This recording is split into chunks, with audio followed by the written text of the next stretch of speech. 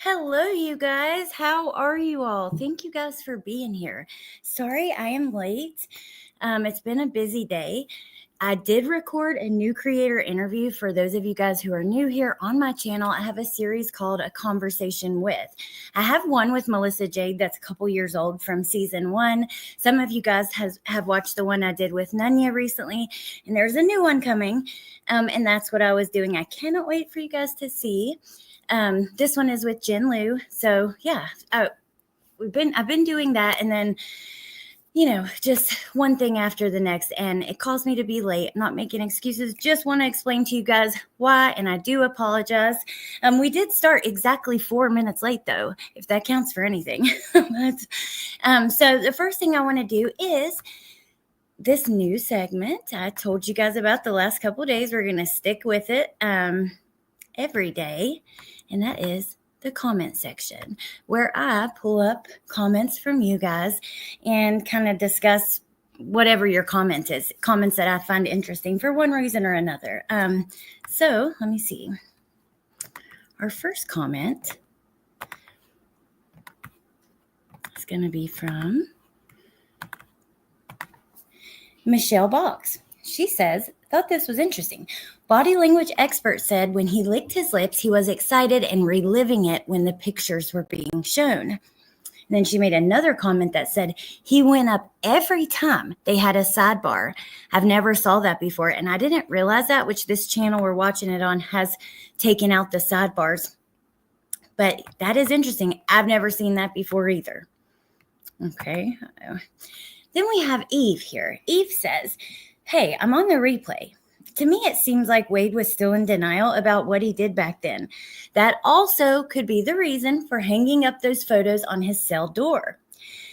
Now that he's on a strict disciplinary status, not having any access to his mails and whatever contact till he may be forced to accept that he brutally killed those two beautiful souls and that he really is on death row for this now. So I don't know. I thought that was an interesting take on the photos on the door. I kind of think that he's looking at them as trophies, but just a different take that I found interesting. And then last but not least, we have hello, it's JJ. They said in one of the latest phone calls from prison, we hear Wade furious at Jesse for not downloading Josh's deposition. Remember, Josh is from Mateo's graphics. Wade and Jesse then talk about how this deposition mysteriously disappeared. Wade then lashes out at Jesse, goes on about her not taking his life seriously because not having the deposition is the end of his life. Jesse tells Wade that he is making her cry. Call ins. Newsflash for Wade and Jesse. No deposition is going to save Wade's ass. You are guilty of murder and are going to die for your crimes. Then Jay will really have something to cry about, or she may just get engaged to another murderer. And Jay, you are guilty of being selfish, who has a bad case of hybristophilia. So I've not heard that call, but Josh's testimony did not make or break the case, in my opinion. Now, Melinda says Jason's. To me, none of theirs did, So you guys say it was Jason's, but okay, let's switch that out with Jason, from Josh to Jason. Like, come on, dude. There's a lot of evidence, and we're going to get into that today, actually, the DNA evidence. But first, yesterday, we had some questions. Hey, Diana. Hey, Harley Quinn. I want you guys to see this because we were kind of going back and forth about the timeline yesterday. And I made a video, a pre-recorded video. I don't think, many of you guys have seen it. It's just like 5 minutes long, but I'll just show you the information that's in that video quickly right now, really, before we get started. So we're going to come over here to NBC2, and we're going to scroll down. They're going through, this is a very detailed article. I'm going to put it in the chat. But they're going through everything that happened Monday morning, being at Christine's home. We're going to go right here to 8 a.m. Wilson's girlfriend, Mila, reported getting calls from Wade on her work phone before 8. She finally answered just before 9. He wanted to know where she was and if he could come get her. She said she was furious about him taking the car, and it escalated into this name-calling fight. But she did end up meeting with him at her business in downtown Fort Myers. She said Wilson was trying to pull her into the vehicle he was driving. His grip was so strong that it nearly ripped the dress she was wearing off of her body. And this is when the quote, "There's no one behind the eyes anymore. There's no reasoning with him." It goes on to, "It was at that point Wilson hit Mila straight on. She remembered blood flying everywhere. She said while Wilson was stunned by the blood, she ducked under his arm and ran away. He got back into the Nissan and drove off. By this point, it was somewhere between 9:30 and 11 a.m. Wade returned to Cape Coral and crossed paths with his next victim, mother of two, Diane." So it's attack on Christine, attack on Mila, attack on Diane. A homeowner across from the vacant lot witnessed a car back out and leave. And then we go to, it looks like the time on the body cam was accurate. I do know that the time on some other things was not accurate, but if we, according to this article, just after 3 p.m. on October 7th, Fort Myers Police Timothy McCormick said he had been searching for Wade. Where he finds him, the body cam footage shows Wade parked at Joe's Crab Shack without a shirt on in the black Nissan. So this is after all of the attacks on these women, but before he gets a shower and changes clothes. Imagine, I bet he was nervous. The amount of evidence that was on not only him, but that vehicle was probably a lot. So, with all that being said, now we're going to get into that evidence. That's going to be our first thing today. But after that, the next part is gonna get into detectives meeting with Wade in jail, and I look forward to seeing that. So let me pull up the DNA analysis.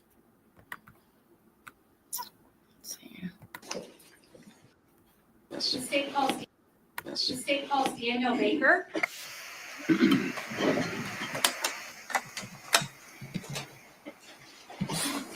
May I inquire? You may. Good afternoon. Please state your name for the record. Daniel Baker. Where do you currently work? I work for the Indian River Crime Laboratory. What is your occupation? I'm a criminalist assigned to the DNA unit. What is your current role that you have? As a criminalist in DNA, I screen items of evidence for the presence of biological fluid and material. This would include blood, semen, saliva, and hairs. I then attempt to develop DNA profiles from those items of evidence, perform DNA testing, write reports, and testify when needed. To become a criminologist, what type of education do you have? I have a Bachelor's of Science degree in psychology from the University of Colorado. With this degree, I completed coursework in biochemistry, molecular biology, genetics, and statistics. I also obtained minors in biology and astrophysics. In addition to that, I have a Master's of Science degree in forensic science from the University of Florida. After getting your degrees, where did you become employed? I began my employment with the Florida Department of Law Enforcement in the Fort Myers Regional Operations Center. What year did you start with FDLE? Would have been January of 2012. Is FDLE a state crime lab? Yes. And are items of evidence sent to FDLE for testing? Yes. Was your role specifically to biological testing? Yes, that's correct. And do they also have testing for drugs? Yes, it has a full suite of forensic analysis. So firearms, drugs? Yes. Now, how long were you with the Florida Department of Law Enforcement before going to your current agency? I was there for approximately 8.5 years. What specialized training do you have that prepared you for your duties as an analyst? When I began my employment with the Florida Department of Law Enforcement, I underwent an approximately year-long training program. This training was broken into two main phases. The first phase involved me learning about the theories behind all the testing that I would be performing. I took practical exams and written exams to prove my competency in performing the tests that I would be employing. The second phase of that training involved working on actual items of evidence under the supervision of another qualified analyst. Now, were you required to attend continuing education through your employment at FDLE? Yes. What did that training entail? Part of the requirements for the laboratory to maintain its accreditation is for analysts in the DNA unit to undergo continuing education. This is a minimum of 8 hours every year, and it essentially involves going to... Damn, I'm sorry. I had to go unmute and then play in my own video right in y'all's ear. I'm so sorry. This is just kind of basic. What's your background? What do you do? I don't have too much to add about this. I do want to hear all of this though. I'm hanging on to every word because now we're going to hear. I'm really curious how much evidence was on that vehicle when he was in that body cam shirtless, that kind of thing. So I think we'll hear some good information here, but just the beginning is kind of, do an outside training where you learn about current topics in the field. Typically, most analysts will attend much more than 8 hours per year, but that's the minimum requirement. Now, you mentioned accreditation. What did you mean by accreditation?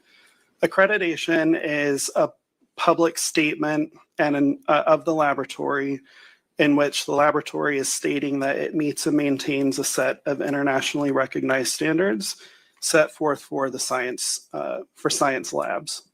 Now, is FDLE accredited? Yes, they are. And who accredits that agency? They are accredited by ANAB, which stands for the American National Standards Institute National Accreditation Board. Were you required to undergo proficiency testing? Yes. And what is proficiency testing? Proficiency testing is another way that I can demonstrate my ability to perform the testing that I employ as part of my job. What will happen is an outside agency will provide DNA samples to me, and they know the results of that DNA testing. I do not know the end result. I'll perform DNA testing on those samples just as I would in casework and submit my answers to that outside company who will inform me if I essentially got the correct answers or not. How often is that proficiency testing done? It's required to be completed twice a year. So through your course of employment at FDLE, did you undergo those proficiency tests twice a year? Yes. Did you ever fail he is accurate, in other words. such a test? No. See? Are all the tests and analysis you perform validated and generally accepted in the forensic community? Yes. Could you just, DNA is something we hear a lot about on the news, but could you just describe what actually is DNA? DNA stands for deoxyribonucleic acid, and just put very simply, it's a blueprint that gives your body and organisms a set of instructions on how to carry out its day-to-day functions. Where is DNA found in the human body? Smart guy, you guys. DNA is found in every single cell inside of your body, with the exception of red blood cells. Can anyone have the same DNA? Identical twins can have the same DNA profile, yes. What type of DNA testing do you perform? I perform something called STR DNA analysis. STR is just an acronym that stands for short tandem repeat. And a short tandem repeat is essentially just a piece of your DNA that will repeat itself over and over again. The number of times that this piece repeats itself is different from one person to another. So throughout my testing, I take advantage of that to be able to distinguish from one individual to another. Now, how do you go about getting a DNA profile from a biological sample? I would undergo the DNA analysis process. Okay. And are controls used in the testing process? Yes, they are. What is a control? A control, there are two different types. There's something called a positive control and a negative control. These are items that I perform DNA testing alongside whatever evidence samples I'm working. And they ensure that my testing is working properly. So a positive control is a DNA sample in which I know what the DNA should be. So when I perform DNA testing on the sample, at the end of the testing, I should get an expected result.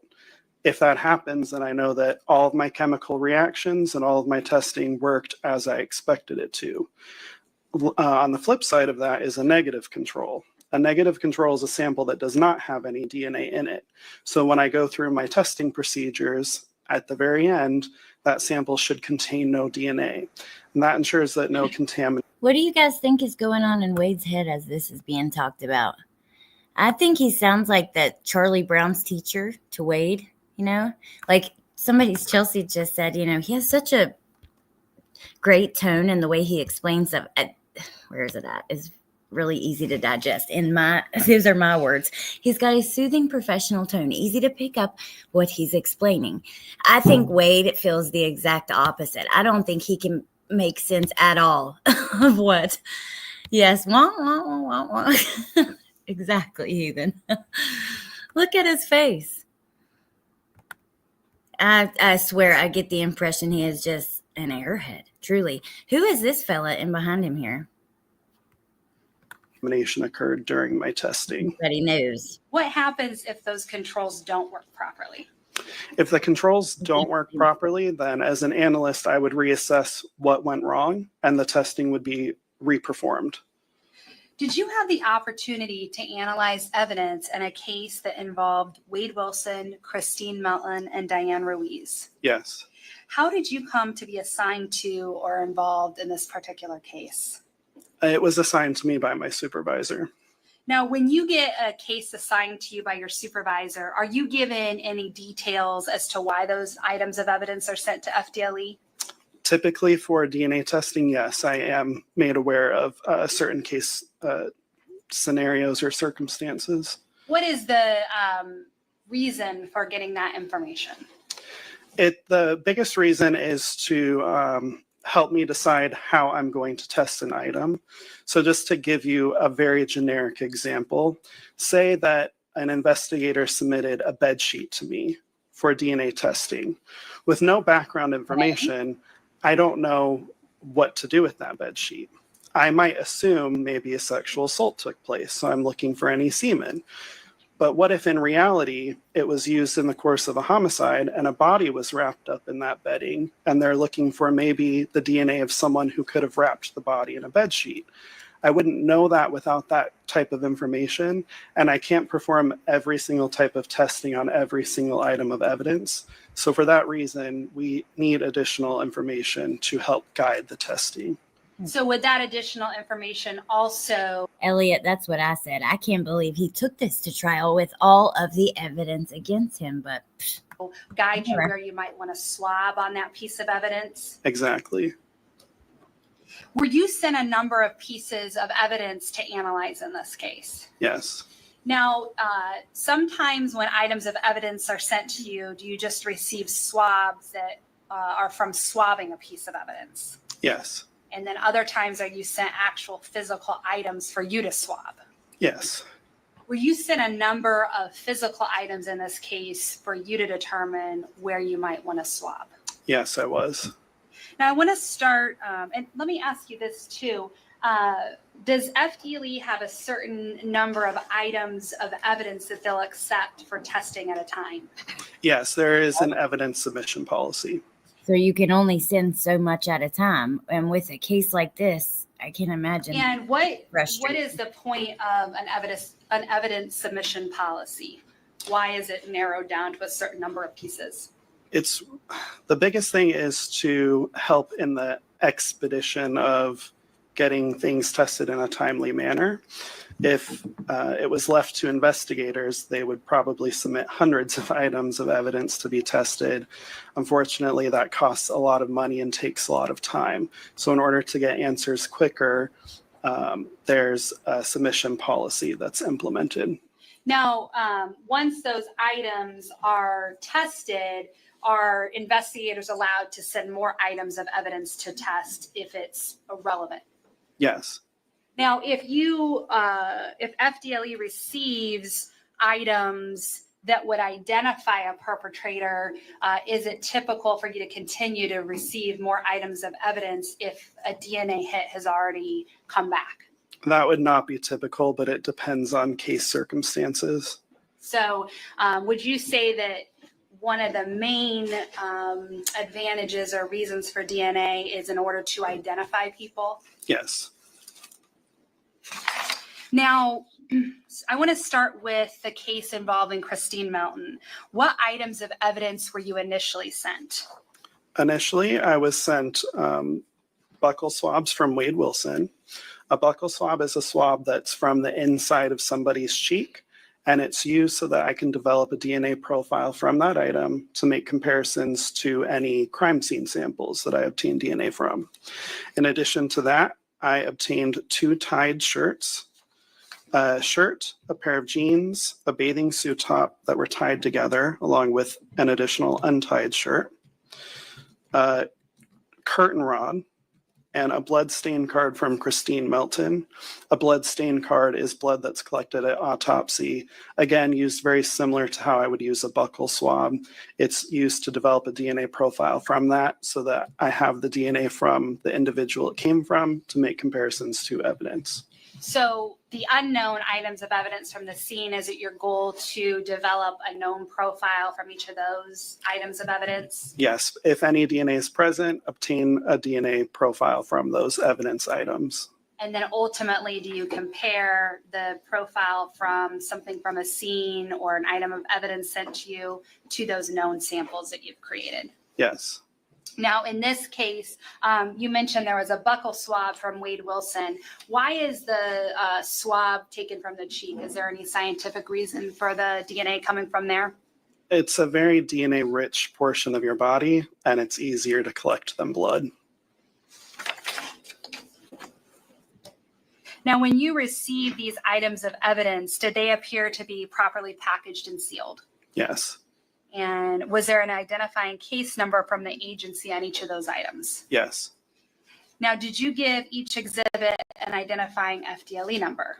Yes, when evidence comes into the laboratory, it gets an FDLE lab case number associated with it, and each item gets a unique exhibit number. And may I approach the witness? You may.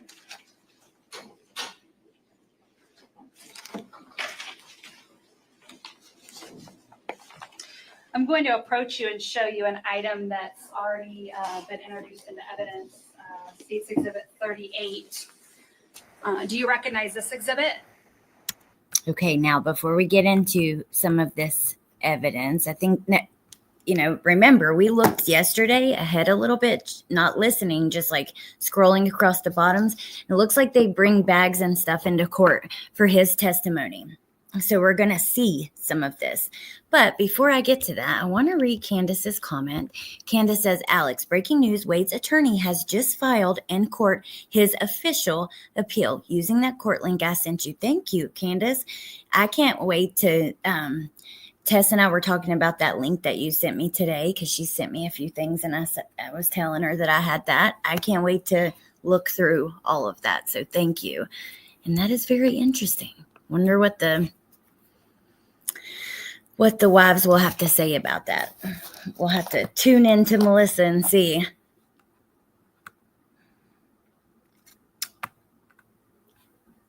Because I'm sure they will have something to say about it. Okay. Yes, I do. What is this exhibit? These are buccal swabs from Wade Wilson. And are your initials and date on that item of evidence? Yes, they are. This red tape, if you can just show right here, this red tape that's on that envelope, is that from Florida Department of Law Enforcement? This tape up here no, that would be from an original seal from the submitting agency. The red tape along the bottom is my seal after I completed my testing. Thank you.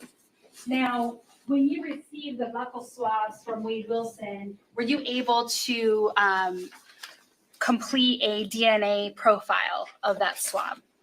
Yes, I obtained a complete DNA profile. And how were you able to do that? I performed the DNA testing process on that item. And what does that DNA testing process entail? The first step would be to actually take a sample for DNA testing. So I'm actually cutting a little piece of the swab that was submitted. And then the next step is to actually access the DNA. In order to do that, I need to break open the cells. So I use heat and chemicals to break open the cells to get to the DNA. Once I've done that, I need to know how much DNA is present in my sample. That's because the chemical reaction that I'm going to perform needs a certain amount of DNA present. So I like to refer to it kind of like Goldilocks. Too little DNA is not good. Too much DNA is also not good for my process. I need just the right amount. I have to know how much DNA is present in order to know the right amount to use for my chemical reaction. That next chemical reaction is where I actually will make millions of copies of the DNA. I'm making copies of the areas that I'm testing for. DNA is very small, so by making the millions of copies of it, I'm making it so that I can visualize this at a later step in my process. That next step is to put it on an instrument that will separate it and generate graphical data that I, as an analyst, will look at and make my determinations from. At this time, I'd seek to move State's Exhibit 38, the buccal swabs from Wade Wilson, into evidence. Any objection? No objection. Be admitted. May I approach, Your Honor? You may. So I'm approaching you and showing you State's Exhibit 15, which has already been shown.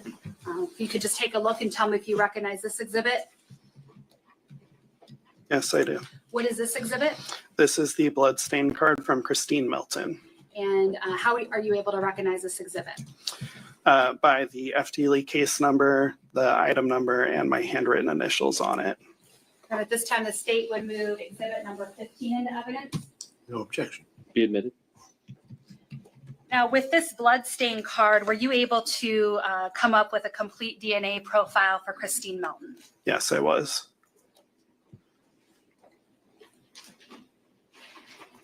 I'm going to approach you and show you some items of clothing, and there's some gloves if you need over to your right. And the first item I'm showing you is State's Exhibit 16.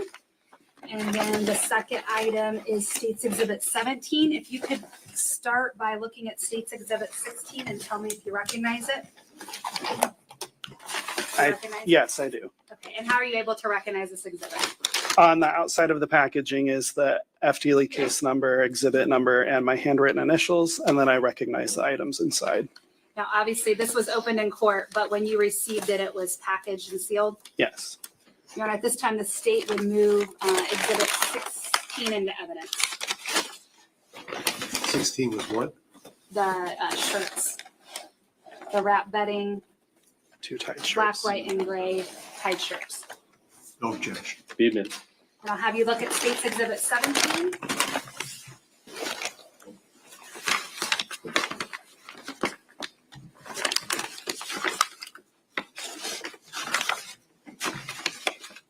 Okay. Do you recognize State's Exhibit 17? Yes, I do. How are you able to recognize that? Same as before, the FDLE case number, the item number, my handwritten initials, and the contents inside the bag. Okay, sorry, you guys. I was pulling up in the background the appeal, which I'm seeing that there was a hearing yesterday and there was some things filed. But that is why I hadn't paused for a moment. But we're going to wait and take a look at that at the end today. So just so you guys know, we are going to look. But yeah, it's been filed. I can see it on here. So bunch of stuff is on here today, and there's 4 new things, so I'm gonna have to kind of look at it as we're listening. But yeah, okay, we'll take a look at it at the end though. Let's keep. At this time, the state will move 17 into evidence. No objection. Admitted. I'm going to start by asking you what you did with these items of clothing and bedding that you received. Okay, so as alluded to before, I received case information that these items were potentially used in the tying up of some kind of apparatus or the victim herself. And so the area of note on these items of clothing were any DNA that might be on the knotted portions. So to start, this first package is 2 tied shirts. They were knotted together at the sleeves. There were 2 knots. So what I did was I start by performing just a visual examination of the evidence. Though I know I'm focusing on the knots, I am still going to give a visual exam to the entire of the item to see if there's any characteristic staining that would potentially warrant testing for bodily fluids. In this case, I did actually perform a chemical color change test for the possible presence of semen. Sexual assault was potentially suspected in this case, and there was staining that warranted potential testing for semen. In this instance, the items were negative for the presence of semen. The next thing I did was collect potential hairs from these exhibits. So the shirts had what appeared to be hairs. I'm saying what appeared to be because I didn't actually examine them with a microscope, which is how I would confirm that they were hairs. These possible hairs were collected and then returned to the original package and a separate little envelope that I have in here. That would be for any possible future testing if for some reason the hairs needed to be examined. After that, I focused on the knots of the shirts. So what I did, go to the first knot and I swabbed it for any potential DNA that would be on the outside portion of the knot. That then became my first sample. I then untied that same exact knot and then took a separate swab and swabbed the inside portion of the knot. That then became my second sample. And then I repeated this process for the second knot that was present on these items. Swabbed the outside of the second knot, untied it, and then swabbed the inside of that knot. How many knots total on those shirts did you examine? May I refer to my notes? That will refresh your recollection, yes. I believe it's 2, but I just want to verify in my bench notes for you.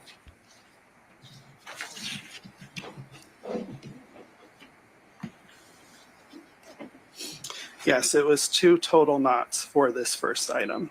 Could you please pull that first item out and just show the jurors that item? So this is the possible hair package.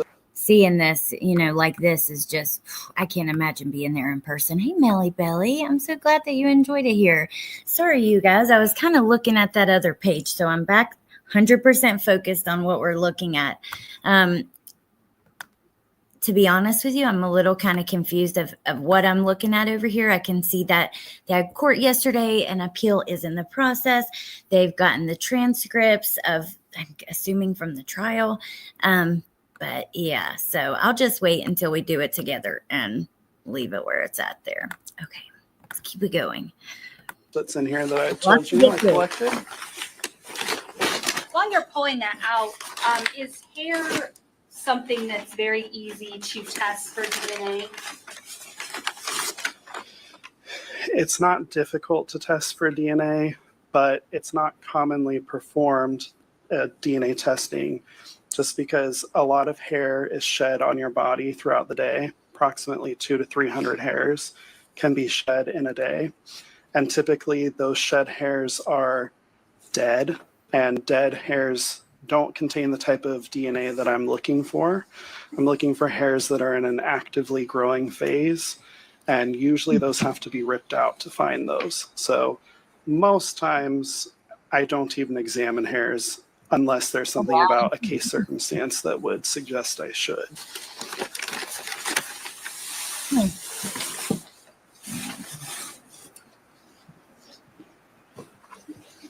So shirt 1.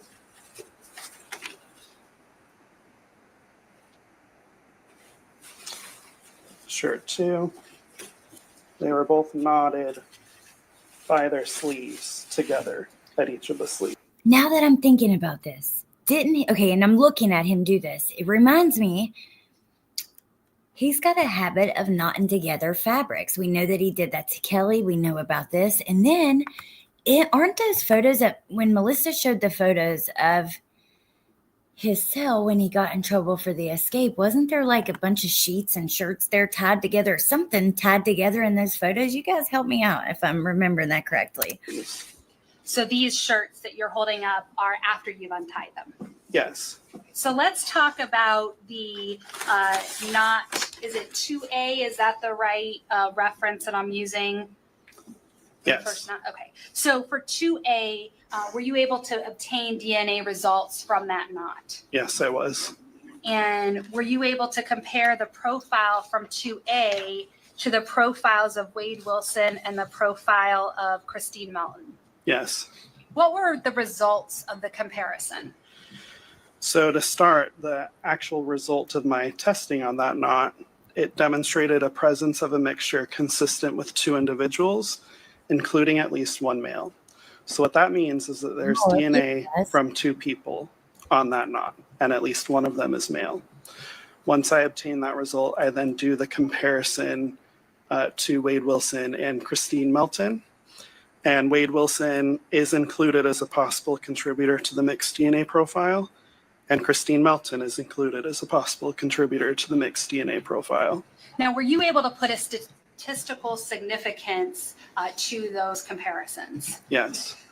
What is that statistical significance? So to lay a little bit of groundwork for you, because I can't DNA test every single person in this world who has lived, is living, and will ever live, I can never 100% say that something is someone's DNA. Because I can't do that, I have to calculate some type of statistic that will give you some weight to this inclusion. I do that by the use of something called a likelihood ratio. A likelihood ratio compares the probability of getting my DNA under 2 different explanations. So the first explanation, as an example, when I'm comparing Wade Wilson to this DNA, it would be, what's the probability of the DNA if Wade Wilson is the source of it, along with someone else, because it's a 2-person mixture. The alternative explanation is, what's the probability of the DNA if someone unrelated to him is the source of the DNA? The higher the number that I report is, the greater the support there is for that first explanation, the inclusion explanation, if someone is the source of it. So with that groundwork laid, when I compared Wade Wilson, the observed DNA profile is greater than 700 billion times more likely to occur if the sample originated from Wade Wilson and 1 unrelated individual than if it originated from 2 unrelated individuals. So you said 700 billion? Greater than 700 billion. Is 700 billion the cap that you use, the highest number you use? At FDLE, basically, he's just saying that he can never be 100% certain that this DNA belongs to, it's 444, by the way, on the East Coast, that this DNA belongs to Wade and Christine on this particular evidence, right? He cannot be certain. However, he can say that the chance of it being anyone else is like 1 in 700 billion or whatever. So that's basically what he's explaining. The procedure is to cap the number at 700 billion. Now, about how many people are there now in this world? Approximately 7 to 8 billion. Now, this result you just gave, that was from the first knot untied. Is that correct? No, this would be from the first knot as it was tied. Okay, so then you untied it and swabbed that. Is that accurate? Yes. Okay, so is that 2B? Yes. Were you able to obtain DNA results from 2B, so that untied knot? Yes, I was. And were you able to compare the profile from 2B to the profile of Wade Wilson and Christine Melton? Yes, and just to back up, I never gave you the statistic for Christine Melton on the knot that was before it was untied. It's a very similar number. The DNA profile is greater than 700 billion times more likely to occur if the sample originated from Christine Melton and 1 unknown unrelated individual than from 2 unrelated individuals. So the profile that you were able to compare to Wade Wilson and Christine Melton from 2B, what were the results of that comparison? Item 2B demonstrated the presence of a mixture consistent with 2 individuals. Wade Wilson and Christine Melton are both included as possible contributors to that mixture. And the observed DNA profile is greater than 700 billion times more likely to occur if the sample originated from Wade Wilson and one unrelated individual than if it originated from two unrelated individuals. And then likewise with Christine Melton, the observed DNA profile is greater than 700 billion times more likely to occur if it originated from Christine Melton and one unrelated individual. They just can't say for 100%, in any DNA. Like, for instance, if you have a baby and you don't know who the dad is and you have two dads tested, it's likely to come back that whoever the dad is 99.1% chance or percent likely to be the father, or 99.5 or whatever. I think they say actually it's they consider it to be you're the dad if it's like in the 90s at some point and higher. It's never going to be, and it's confusing. But I think he's doing a decent enough job of making it where we can somewhat understand it, Than if it originated from two unrelated individuals. Okay, so those were the results from the outside and the inside of knot 1. Yes. Okay, so let's go to the second knot. Is that 2C? Yes. So is 2C, did you swab from the outside of that knot? Yes. Were you able to obtain a DNA profile or DNA profiles from that knot? Yes, I was. And were you able to compare the profiles from 2C to the profiles of Wade Wilson and Christine Melton? Yes. What were the results of the comparisons you did? Okay, so the results from the knot itself demonstrated the presence of a mixture consistent with 3 individuals, including at least one male. Wade Wilson and Christine Melton are both included as possible contributors to that mixed DNA profile. The observed DNA profile is greater than 700 billion times more likely to occur if it originated from Wade Wilson and 2 unrelated individuals than if it originated from 3 unrelated individuals. Likewise, for Christine Melton, the observed mixed DNA profile is greater than 700 billion times more likely to occur if it originated from Christine Melton and 2 unrelated individuals than if it originated from 3 unrelated individuals. Now, the second knot, did you untie it and swab the inside of that second knot? Yes. Were you able to obtain any DNA profiles from that second knot? Yes, I was. And were you able then to compare those DNA profiles to the profile of Wade Wilson and Christine Melton? Yes. What were the results of that comparison? Okay, the results from item 2D demonstrated the presence of a mixture consistent with 4 individuals, including at least one male. Wade Wilson and Christine Melton are both included as possible contributors to the mixed DNA profile.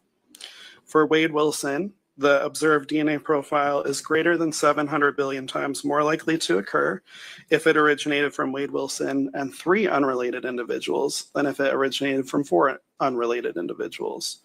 For Christine Melton, similar. The observed mixed DNA profile is greater than 700 billion times more likely to occur if it originated from Christine Melton and 3 unrelated individuals than if it originated from 4 unrelated individuals.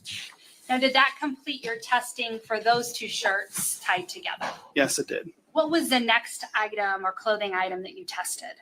The next clothing items would have been the tied shirt, jeans, and bathing suit top with the untied shirt. Is that 3A? Is that one of those knots 3A from that? Yes. Could you please show the jurors the items of clothing that you tested next? Okay. And remember, this is more of what Christine was tied up with. Yep. I can just approach her and I'll Okay. pick that up. The pair of jeans.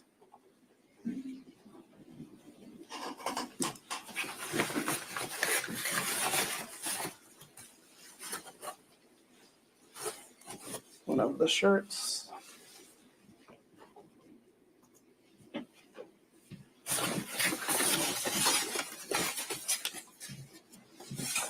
The bathing suit top.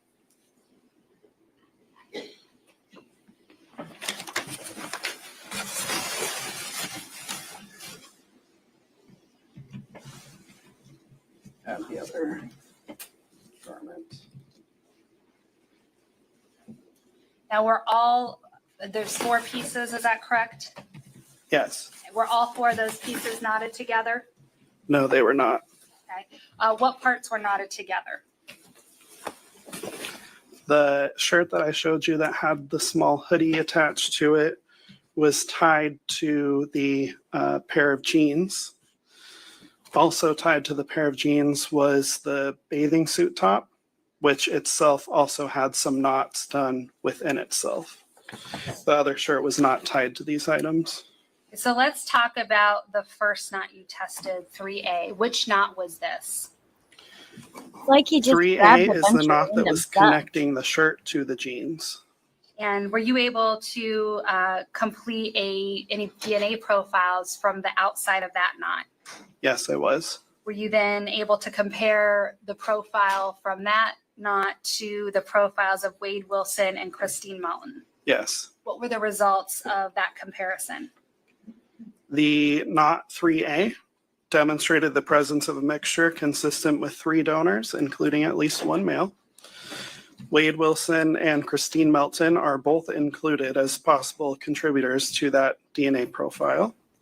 For Wade Wilson, Now remember, 3 contributors doesn't mean that someone else was involved. Okay, our our clothes and stuff, they pick up DNA in the store. If someone looks at them, maybe they just scoot the hanger over to look at the shirt behind it. Things like that will cause that to happen. So I don't know. It just doesn't mean that there were 3 people. the observed DNA profile is greater than 700 billion times more likely to occur if the sample originated from Wade Wilson and 2 unrelated individuals than if it originated from 3 unrelated individuals. For Christine Melton, the observed DNA profile is greater than 700 billion times more likely to occur if it originated from Christine Melton and 2 unrelated individuals than if it originated from 3 unrelated individuals. Did you then swab the inside of that knot once you'd untied it? Yes, I did. And again, this is the pants and the gray hoodie. Yes. Now, were you able to obtain DNA profiles once that knot was untied? Yes, I was. Did you then compare that DNA profile to the profiles of Wade Wilson and Christine Melton? Yes. What were the results of that comparison? The results were the exact same as the untied portion of that knot. So I obtained a mixture consistent with 3 individuals, including at least 1 male. Wade Wilson and Christine Melton are both included as possible contributors to that mixture. For Wade Wilson, the observed DNA profile is greater than 700 billion times more likely to occur if it originated from Wade Wilson and 2 unrelated individuals than if it originated from 3 unrelated individuals. For Christine Melton, 1 billion times more likely to occur if the sample originated from Christine Melton and 2 unrelated individuals than if it originated from 3 unrelated individuals. Now, you mentioned another knot. What 2 items of clothing were knotted together? Not for 3C. Yes, the next knot, which would be the second knot on this cluster, was the knot that was connecting the jeans to the bathing suit top. Were you able to get a DNA profile from the outside of that knot connecting the bathing suit top to, it was the jeans you said? Yes. Okay. Were you able to get a DNA profile? Yes. And were you able then to compare that with Took the Christine clothes Melton from and her Wade Wilson? closet. Yes, I was. What were the results of that comparison? This knot demonstrated the presence of a mixture consistent with 3 donors, including at least 1 male. Wade Wilson and Christine Melton are both included as possible donors to that mixture. Wade Wilson, for him, the statistic is that the mixed DNA profile is greater than 700 billion times more likely to occur if it originated from Wade Wilson and 2 unrelated individuals than if it originated from 3 unrelated individuals. For Christine Melton, the DNA profile is greater than 700 billion times more likely to occur if it originated from Christine Melton and 2 unrelated people than if it originated from 3 unrelated people. Now, did you untie those items of clothing and swab the inside of that knot? Yes, I did. Were you able to obtain DNA profile from untying that knot? Yes, I was. And did you compare that profile to the profiles of Wade Wilson and Christine Melton? Yes. What were the results of that comparison? The results are the same as the untied portion of the knot. A mixture consistent with 3 people is obtained, including at least 1 male. Wade Wilson and Christine Melton are both included as possible donors to that mixture. For Wade Wilson, the DNA profile is greater than 700 billion times more likely to occur if it originated from him with 2 other people than if it came from 3 unrelated people. For Christine Melton, the DNA profile is greater than 700 billion times more likely to occur if the sample originated from her and 2 unrelated people than if it originated from 3 unrelated people. Now, were those the only knots you tested on those 3 items of clothing? No, there were additional knots. Okay, so let's talk about the next knot. That would be 3E. Yes, this would be the 3rd knot with this cluster of clothing. Okay, and where was the 3rd knot located?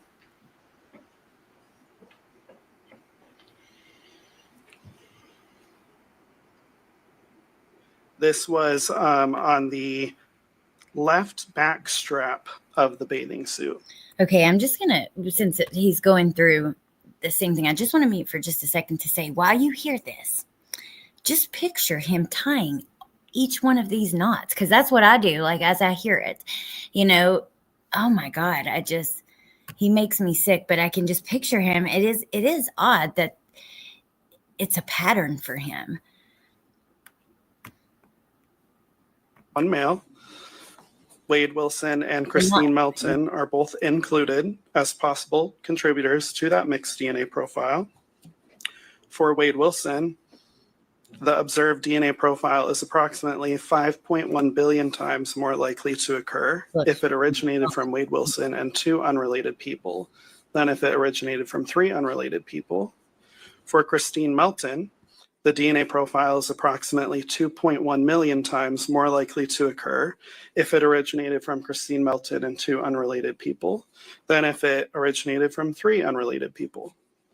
Now, did you mention there was another knot in that bathing suit? Yes. Okay, and is that 3F? It is 3G. 3G. Okay, so what is 3F? What knot is that?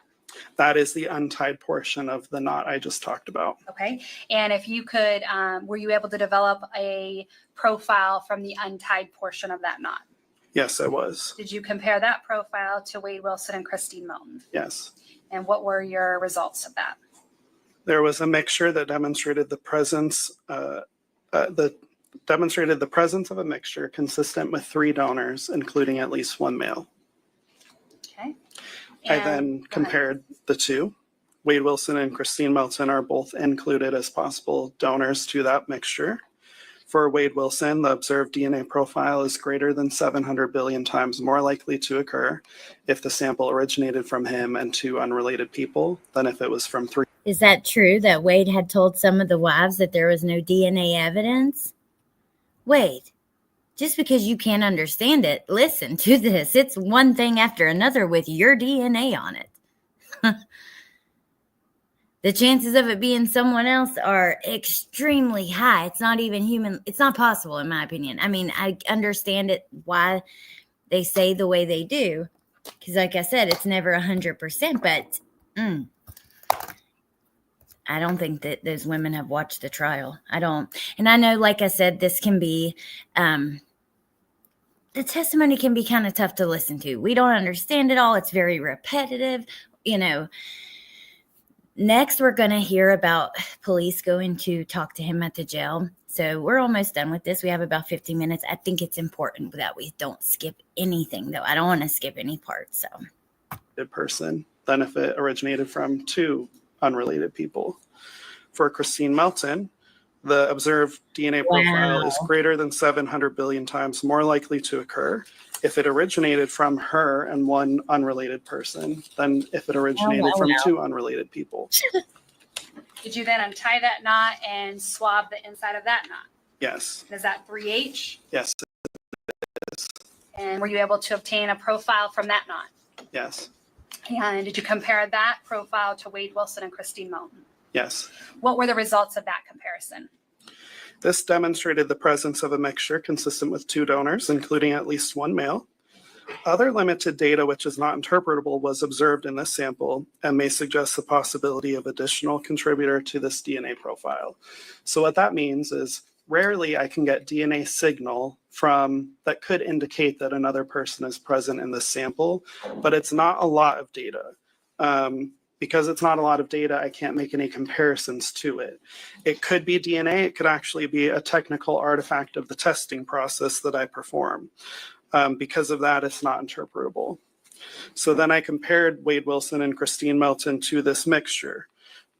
Wade Wilson and Christine Melton are both included as possible contributors to that mixture. For Wade Wilson, the observed DNA profile is greater than 700 billion times more likely to occur if the sample originated from him and 1 unrelated individual than if it was from 2 unrelated people. For Christine Melton, the DNA profile is greater than 700 billion times more likely to occur if the sample originated from her and 1 unrelated person than from 2 unrelated people. Now, did that conclude your testing of the clothing, the knots? Yes, it did. May I approach, Your Honor? You may. For the record, I'm approaching the witness. I'm going to show you State's Exhibit 18. I'd ask that you just take a look at State's Exhibit 18. And look forward to this. I want to see what else there was DNA on.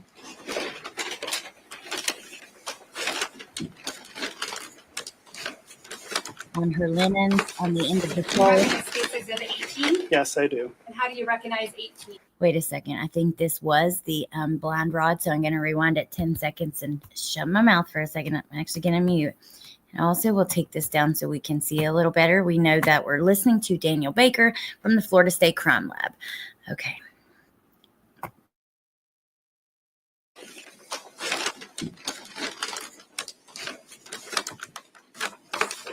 Do you recognize State's Exhibit 18? Yes, I do. And how do you recognize 18? The FDLE item number, the case number, and my handwritten initials. And at this time, the state will move 18 into evidence. No objection. Be admitted. I'd ask that you just pull out and publish what is inside of that. And what is this item, sir? This is the curtain rod. Okay. And were you able to test this curtain rod? Yes, I was. And how did you choose which areas to test? Okay, so similar as to before, based off of the case scenario, it was alleged that this was potentially used in a homicide or potential sexual assault. And so what I was doing with this item is looking first for the possible presence of semen. In this case, it was negative for the presence of semen. The next thing I did was test this for possible blood. So on this portion of the rod, it's difficult to see now because I have swabbed it, but there was staining that's consistent with what looks to be potential blood. So I perform a chemical color change test for the possible presence of blood. This is only a presumptive test. It can't confirm blood to the exclusion of all other substances, but it's just a test that can guide my DNA testing to see where I might want to perform DNA analysis. That gave positive indications for the possible presence of blood. So I swabbed that staining at this portion of the rod. Now, I'm just going to ask for the record, the portion of the rod you're pointing to looks like maybe the top of the rod with a little hook. Yes, the hook that would connect towards the top of the blinds. And what was the other area that you chose to swab? The next area would be where I would expect maybe someone to be holding or using this item.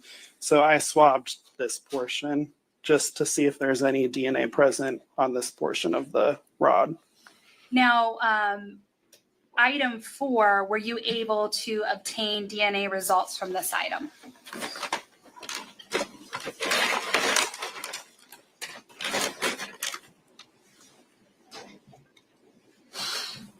Yes, I was.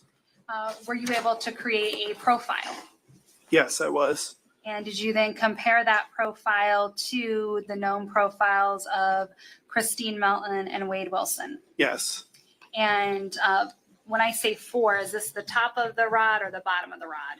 So 4 was split into 4A and 4B. 4A would be the staining that was at the top of the rod. Okay, so what were the results for the profile from the staining at the top of the rod? That it was a complete DNA profile that was consistent with a female individual. And were you able to compare that DNA profile to Christine Melton? Yes. And what were the results of that? The DNA profile from that staining matches the DNA from Christine Melton. The observed DNA profile is greater than 700 billion times more likely to occur if the sample originated from Christine Melton than if it originated from an unknown, unrelated individual. Now, when you have an item of evidence that has a lot of blood on it or blood, can it often happen that that blood might mask other DNA that might be a part of that item? It could be possible, yes. Now, as far as the rod handle, were you able to obtain a DNA profile from the handle of that rod? Yes, I was. And is that part of 4B? Yes, that is 4B. And were you able to compare that profile to Christine Melton and Wade Wilson? Yes. And what were the results of that?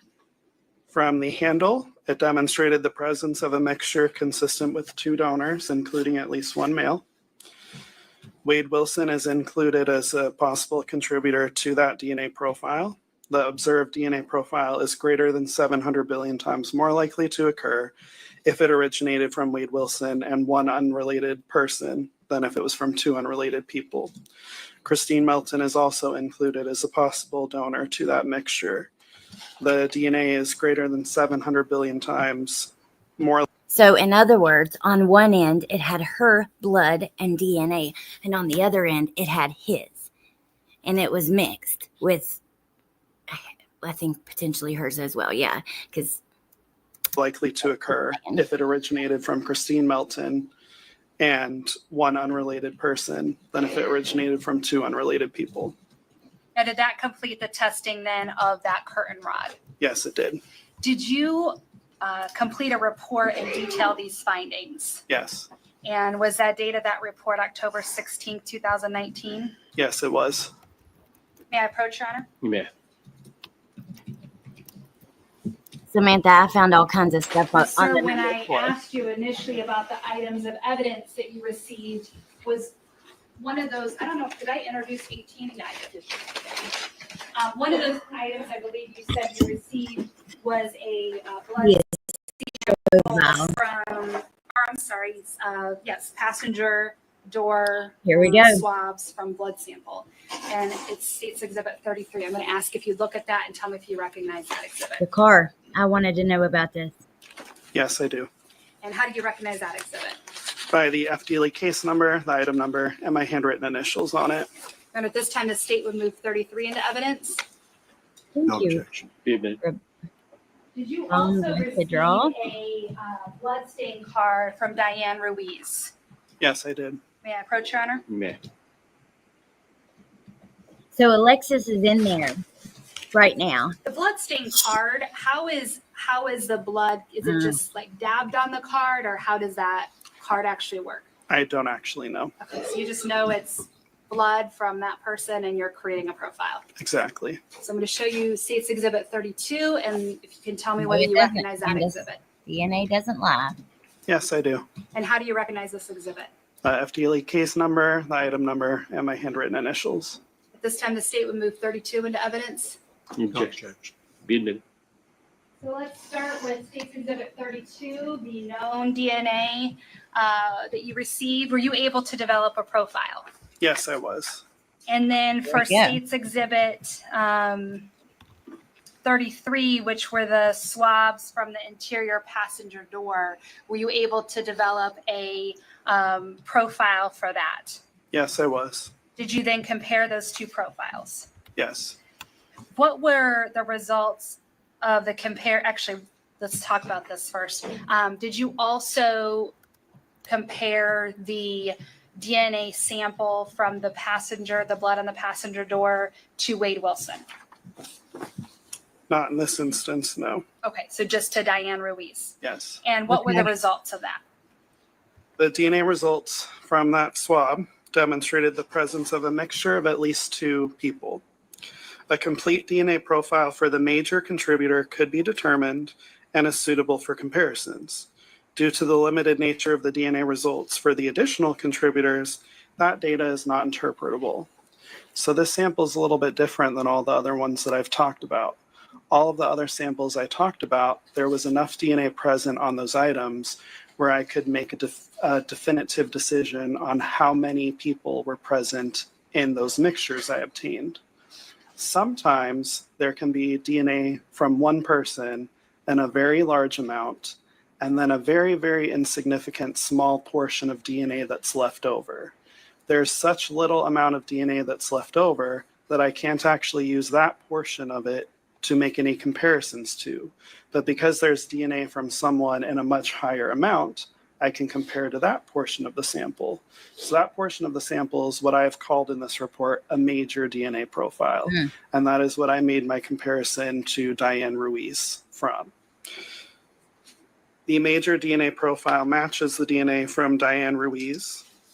The observed major DNA profile is greater than 700 billion. I had wondered if it was Mila's blood or Diane's. So, because remember, they said that Mila, he punched her and blood went flying, and I didn't know like how close she was in relation to the car. I just didn't know. But as it's really very common, I've seen in other trials where their blood will be a mixture of some random person. Like, think about it, in the car.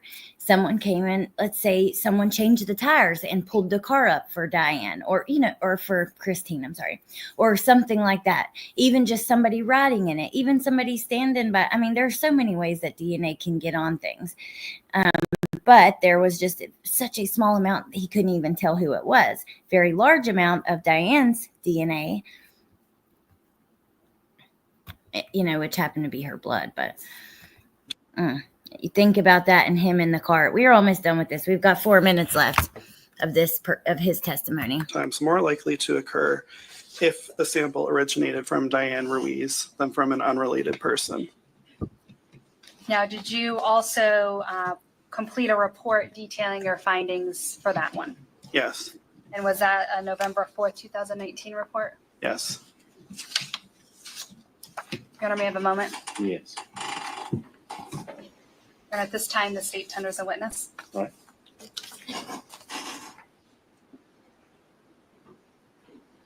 Leslie.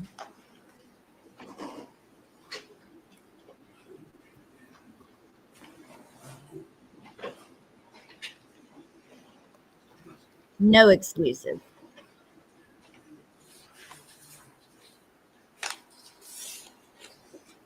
Sir, did you test any other items than the ones you mentioned today? Yes. Of And course. were those consistent with Ms. Melton, Ms. Ruiz, or Mr. Wilson?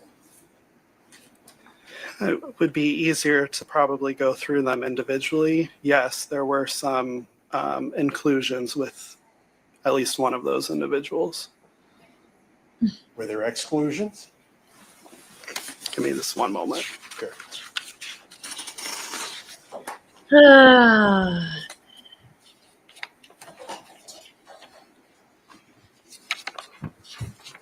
Not a lot of patience for this guy. I do not have a lot. Even though he's just doing his job, I understand.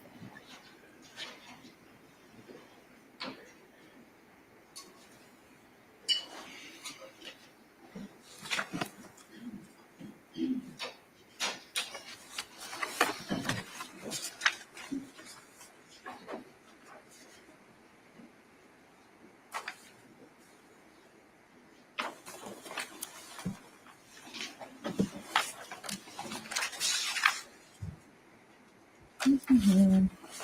Yeah. Yes, sir. There were a range of outcomes. There were exclusions. By exclusions, what do you mean? Or what are you saying are exclusions?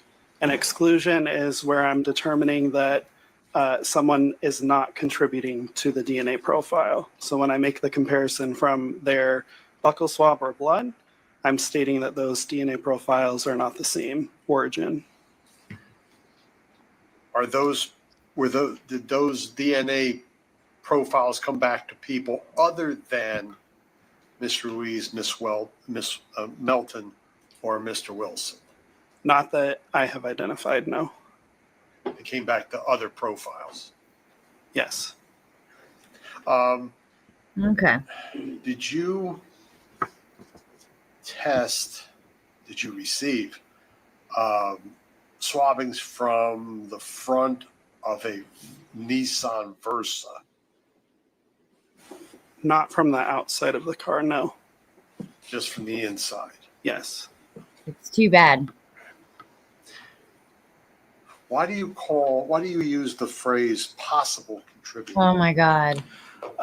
It's just semantic-y. Again, as a DNA analyst, I can't say for sure that someone is or is not the source because I have not tested every single person in this world.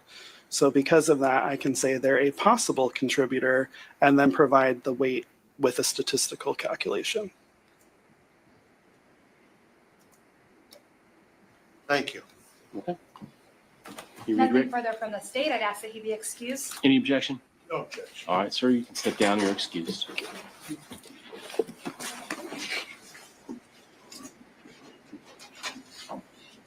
Okay, just 1 second. Okay, let's go ahead and go to our next video. Candace, thank you. I will show that at the end. So she sent me morning. part of the The state calls. what did I do here? She sent me it looks like it's part of the case file where it talks about exactly what DNA was found where, and I'll read that. I'll show you guys that at the end. So now we're going to get into Good morning. detectives. State calls Daniel Baker. Why do I keep doing that? I'm so sorry. Detectives meet with Wade and Good Jim. morning. Officer Fordham is who we have first. So, Good morning. Please state your name for the record. Matthew Fordham, detective, Where are you a detective? Cape Coral Police Department, How long have you been with Cape Coral Police Department? since 2006. What type of training and experience do you have with them? I went to the police academy in 2006. From there, I was a patrol officer. After patrol, I worked street crimes unit. And then from the street crimes unit, I was assigned to the United States Marshal Service Task Force here in Fort wow. Myers. And as part of the U.S. Marshals Task Force, is it your job to help detain and arrest various people who are wanted? Yes, Were you working on October 7th of 2019? I was. Did you become involved in an investigation to apprehend Wade Wilson? Yes. How did you become involved? I was asked to attempt to locate him. Okay. And were you able to locate him right away? Within a few hours, yes. And were you given an address location based on his conversation with his father? I was. Now, was his father able to give you that address where he was staying? He was. What did you do when you received that address? I got with the guys that work on the task force with me, and we coordinated a location in the area to meet up so we could talk about our plan on how we were going to approach the residents. And about how many people responded to the house where you believed he was at? It'd be approximately Sure. maybe 10 individuals. Do you have special type of training to respond to these types of situations? We do.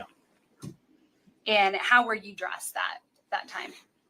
I don't know exactly what I was wearing, but typically we wear a outer vest, and then under that we typically wear jeans and a t-shirt or something casual with markings on it that says U.S. Marshals and Police on the back. So there's no question that you're with a law enforcement agency. There's not. Were you able to get anyone to come outside of the house once you were there? We were, yes. How were you able to do that? Various ways. One of them was I didn't make it myself, but there was a telephone call to the residents, and we also used the vehicle PA system. Did the residents have a landline? It did. And so you got that information and someone was able to call and make contact? They were. And did Wade Wilson make contact with the person? He did. And did he come out right away? I was informed that he had to speak to his dad one last time and that he would come out. And did he speak to his dad one last time? I'm assuming. So about how long after that did he stay in the house? It wasn't much longer after that.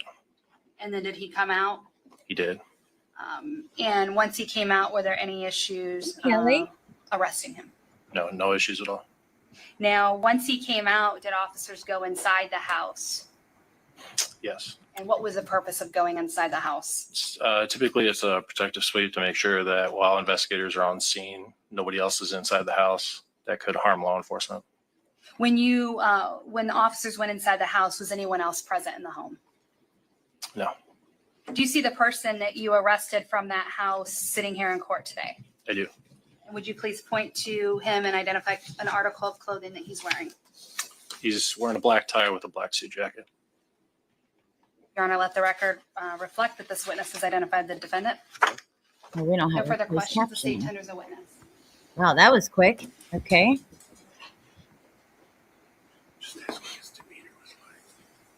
That's what his demeanor was like. Did you have contact with our client when he walked out of the house? I did. Okay. What was his demeanor? He was cooperative with us. Did y'all hear that? Hold on a second. Hold on a second. We got to hear that again because I got to take the laughs where I can get them. This is tough stuff to hear. Listen to this. Okay. When he walked out of the house. Defendant? No further questions. The state tenders a witness.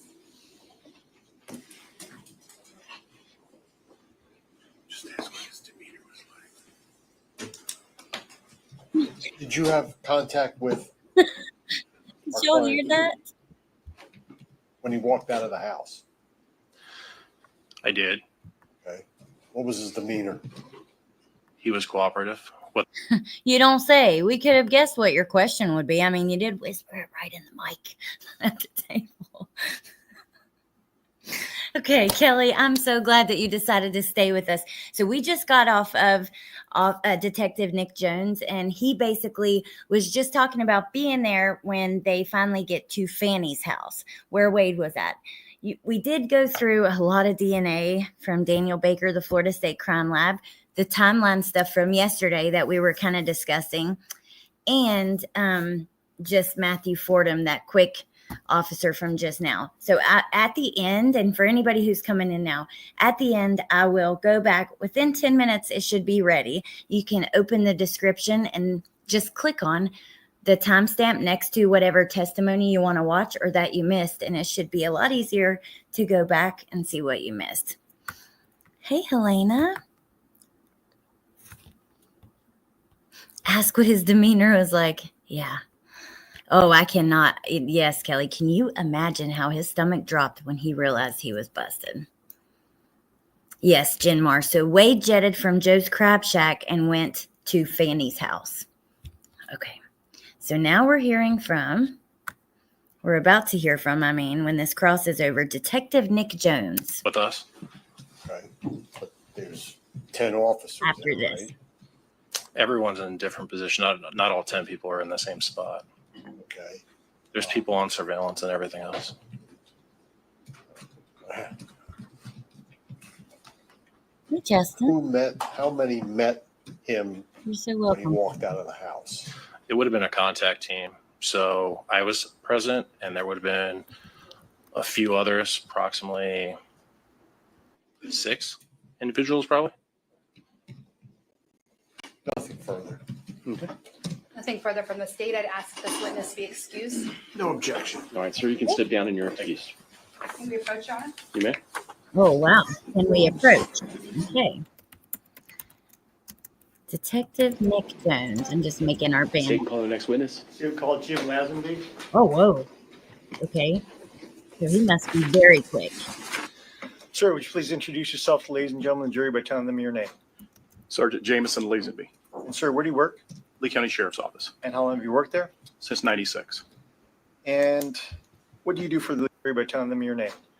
Sergeant Jameson, Lazenby, And sir, where do you work? Lee County Sheriff's Office, And how long have you worked there? since '96. And what do you do for the Lee County Sheriff's Office? I'm currently a supervisor in the Civil Division. What does that mean? I supervise court procedures such as subpoenas, depositions that are served, subpoenas, things of that nature. I have people that work for me that serve. Terrible banner. And did you have an opportunity to work at the Lee County Jail back in October of 2019? Yes, I did. What were you doing for the Lee County Jail at that point in time? I was a shift sergeant. Now, while you were a shift sergeant there at the Lee County Jail, did you have occasion to come in contact with a gentleman by the name of Wade Wilson? Yes, I did. Did he make any requests of you at that time? Yes. And what were those? He requested I reach out to the detectives involved in the case and speak to them. Okay. And what did you do after he requested that of you? Made a phone call to detectives. And did you arrange for the detectives to come down and meet with Mr. Wilson? Yes, And was that the extent of your involvement in this case? that's it. No further questions for this witness, Judge. No cross. All right, you can step down. Oh. Judge, say we call Nick Jones. So Wade is in jail and he yells for a guard and he's like, hey, get the detectives on my case. I'm ready to talk, apparently. Oh, geez. Oh, and we're going to hear what he had to say. There's an audio exhibit we're going to listen to in just a moment. So let's get familiar with Detective Nick Jones. I almost called him Nick Jonas. Lord help me. There we go. You may proceed. Thank you, ma'am. Good afternoon, sir. Good afternoon. Would you please introduce yourself to the ladies and gentlemen of the jury by telling them your name? Master Corporal Nicholas Jones of the Corporal Police Department. Ooh, that's a kill play. You say Master Corporal? Yes, sir. When did you obtain that rank? It's been a while now. I don't recall. Very well. How long have you worked for the Cape Coral Police Department? I'm in my 19th year. Back on October 10th of 2019, what did you do for the Cape Coral Police Department? I was a detective in the Major Crimes Unit. I'm What going was to your role take as this a down detective in the Major Crimes Unit, for a second. specifically as it relates to the 10th of October 2019? I was assisting Detective Bell in an investigation regarding Christine Melton, and then I became the assigned detective for a missing person, Diane Ruiz. Did you become intimately familiar with the facts and circumstances surrounding the missing person, also known as Christine Melton, Yes, sir. and also as it related to Miss Diane Ruiz? Yes, sir. As a result of having received that information, did you ultimately receive a telephone call from a sergeant by the name of Jim Lazenby from the Lee County Sheriff's Office? Yes, sir, I did. And did he request of you to come down to the Lee County Sheriff's Office jail to meet with Mr. Wade Wilson? Yes, sir, that's correct. And did you go and meet with Mr. Wade Wilson? Yes, sir, I did. Who did you meet Wade Wilson with? I was with Detective Jason Hicks. Could you please describe for the ladies and gentlemen of the jury how this meet was set up? When you go into the Lee County Jail, there are a number of different Channel. rooms that they can provide you so you can interview potential witnesses, suspects, things like that. This particular room was a rather large room with a table in the middle of it and some chairs set up. Makes it kind of difficult sometimes in that setting to interview somebody. It creates a large echo. You're trying to hear each other. But that's there are a couple of windows in the back so jail personnel can watch. So who are the only people in this room? It was myself, Detective Hicks, and Wade Wilson. And did Mr. Wilson indicate to you that he wished to speak to you? He did. Did you make any threats or promises in order to get him to speak with you? No, sir. Did he was the only request that he made of you to get some French fries? It was a burger and fries, but yes, sir. Wow. And Heard as a about result of that, I did he haven't sit heard. down and speak with you? He did. Okay. And was this For a burger conversation and freaking recorded? fries, dude. It was. And did you read him Miranda rights? Yes, sir. What are Miranda rights? Miranda rights are to afford the defendant, suspect, the opportunity to counsel an attorney prior to any questioning from law enforcement when there's a custodial setting. And after you had read those particular rights to him, did he agree to speak with you? He did. I had a form with me that I read Miranda rights from, and I had him initial it and sign it, as well as myself. And did he also verbally acknowledge to speak to you? He did. And you indicated once again that this was in fact recorded, correct? Yes, sir. There's nothing to reflect. I'm showing defense counsel previously marked State's Exhibit number 40. Here we go. Oh, yes, Wade. We're about to listen to this, buddy. And I look forward to hearing it. I'll stay muted, though, so the doggy snores and stuff doesn't bother you guys. But Jones, I'm handing you some previously marked State's Exhibit number 40. You recognize that? Yes, sir. How do you recognize that? Marlene, With my initials and badge number. And what does that appear to be? The recorded statement with myself and Wade Wilson. Have you listened to that statement? Yes, sir. Does that statement contain the entire interaction between you and Mr. Wilson? Yes, sir. I don't This think he time, got State the moves fried State's Exhibit meat. number 40 into evidence. Any objection? No objection. Be admitted. Permission to publish, Judge? Hold on. This audio is very difficult to hear. Hold on a second now. Oh, great. Some can be deciphered with headphones, but if you prefer not to listen, dang. Is this audio out there anywhere else? Let me try to look for it real quick while we start it.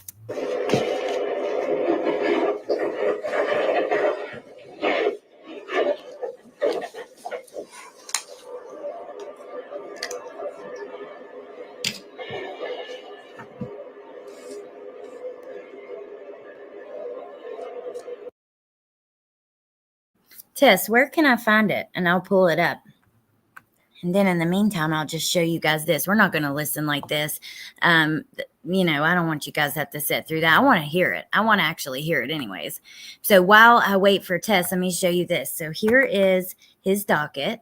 And as you can see here, we have a bunch of different cases, right? We have attempted trafficking, escape. Here's his murder case here.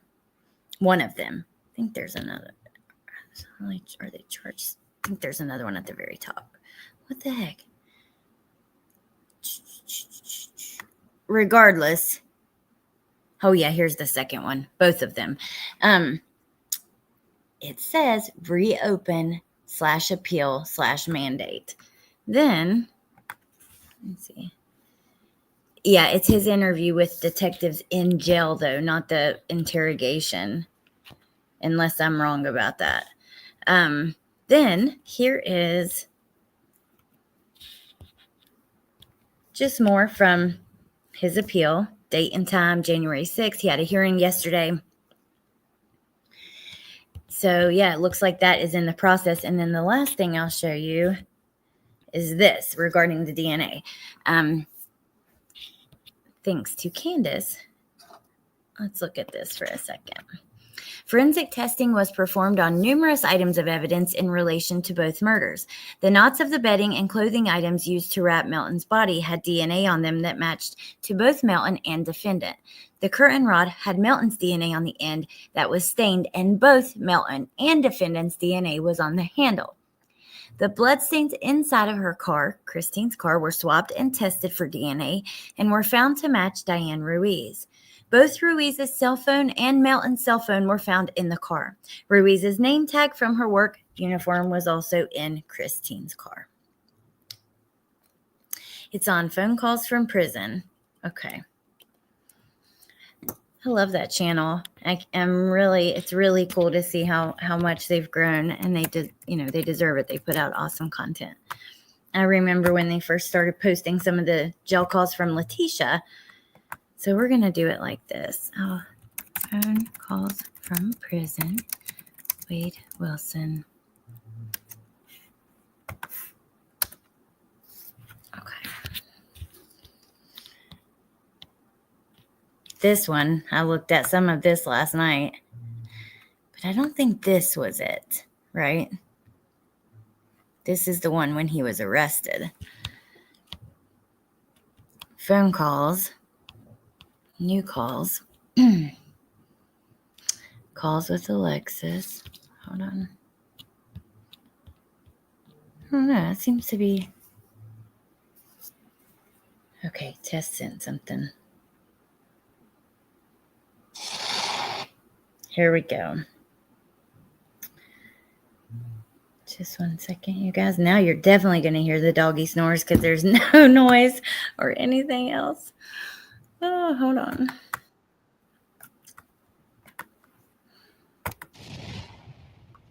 Now, I'm going to be dropping the link for phone calls from prison in here, but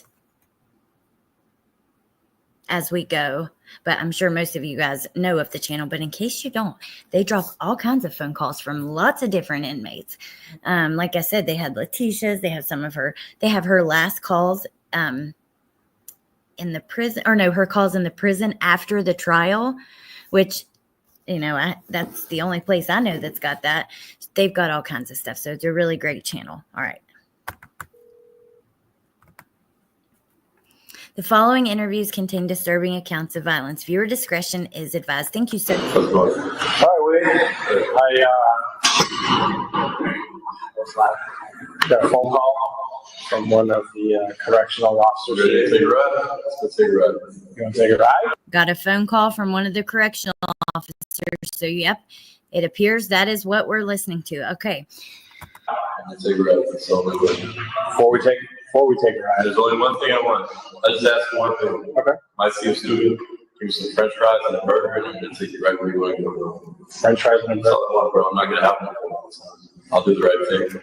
I'll show you right where it's at. Fair enough. We can do it right now. Is that fair? Okay. Yeah, that's fair.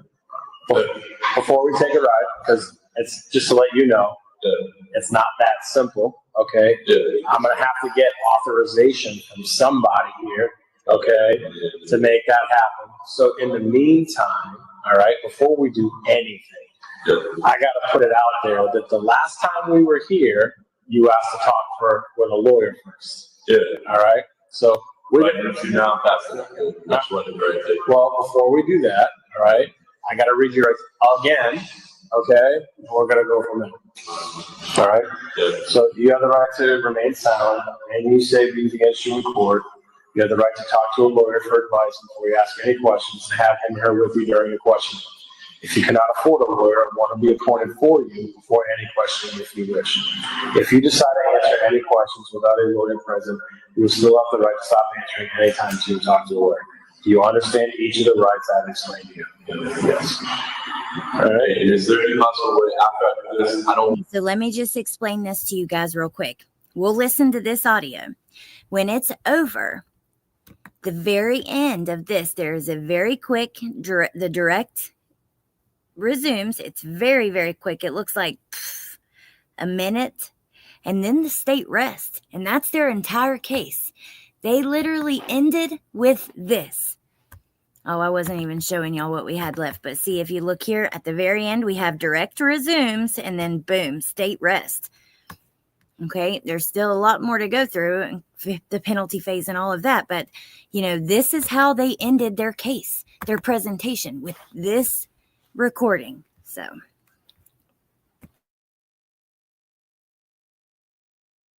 Jail, like segregated or anything. Is that like you can't stop that kid? Like I don't want to put me, you know what I mean? Like me high up, put me in segregation, confinement. I just want to go to general population people. I will ask. I don't get to make the rules here, but you can just ask and say, hey, you know, that's cool. with these rights in mind, do you wish to talk to us now? Yes, sir. Do me a favor. Put your initials, and then sign the name.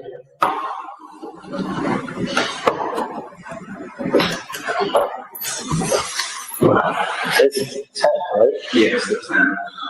So do you want me to tell you what happened? Truth? You want to hear it right away? Yeah. Sure. Yeah. All right. Truth is, I picked the girl up, and killed her. Yeah, obviously, you figure, right? You know, but I picked her up somewhere by the school, you know, not far from the school. A couple streets down, she brought me to school, and I choked her out. so she couldn't breathe anymore. And she fell asleep, you know, she wasn't fully dead yet. Then I brought her to her, I'm gonna show you guys where she's at. And she was still alive. Oh my God. I mean, this went on, it started with a damn bang. Unbelievable. Okay. Wow. It's just, I see why they ended. They wrapped their case up with this, but you idiot, why are you taking this to trial? Like, it really pisses me off because you put those family members through something they didn't have to go through. Diane's fiance, Diane's son, shame on you. For real. They should not have had to get up on the stand and relive all of this shit because of you and you just because you wanted a little bit of attention. Oh my God, he's got me furious already. This is going to be hard. I don't know, you guys. I'm going to try really hard not to interrupt 50,000 damn times, but I can already feel it like something's taking over me.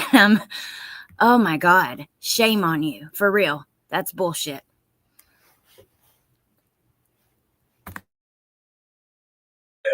Pushed her out of the car. And she tried to get up. I ran her over with the car. And I ran her over like 10 times, 10, 20 times. Her head, her body. I ran it over with the vehicle until she was not moving anymore. And everything was just disfigured, her whole body. And she couldn't get up. She was dead for sure. And then I left. Can I back you up? Yeah. Ask a couple of questions? All right. So, when you were driving, and you were driving in front of the school, how did you know, or when did you decide? When did you see her? When did you decide that you were? Well, I was on a rampage at this point, I guess you could say. I was on drugs. Okay. I was when I get on drugs, I do the wrong things out of my mind. I was out of my mind. And, Oh, hell to the no. You were on a rampage. You were emotional. A lot of people do drugs and don't do this shit. and I was just randomly driving. You know, I was just honestly having a random drive. And I saw her walking on the road. Like the school's right here. She was like a couple streets over, not far. And I picked her up first. And I just remember passing the school. And the way to get her in my car, I put the window down and I said, "Hey, do you know where the high school is? Where the school's at? Can you show me?" She said, "It's right down there." I said, "I drove by there. I didn't see it. Can you please show me?" She got in my car. That's all it took. Yeah, that's all it took. Okay. Got her right in my car. And then from there, we drove to the school, and I was going to drop her off. But I knew in my mind I was going to drop her off. But she wanted to get dropped off there. I said, "Okay, you can go." As soon as she wanted to get out, or whatever, grabbed her by the neck and choked her until she was tired. Was that the point where you took her purse and took it out of the car? I don't remember the first thing. I really don't remember if it fell out of the car.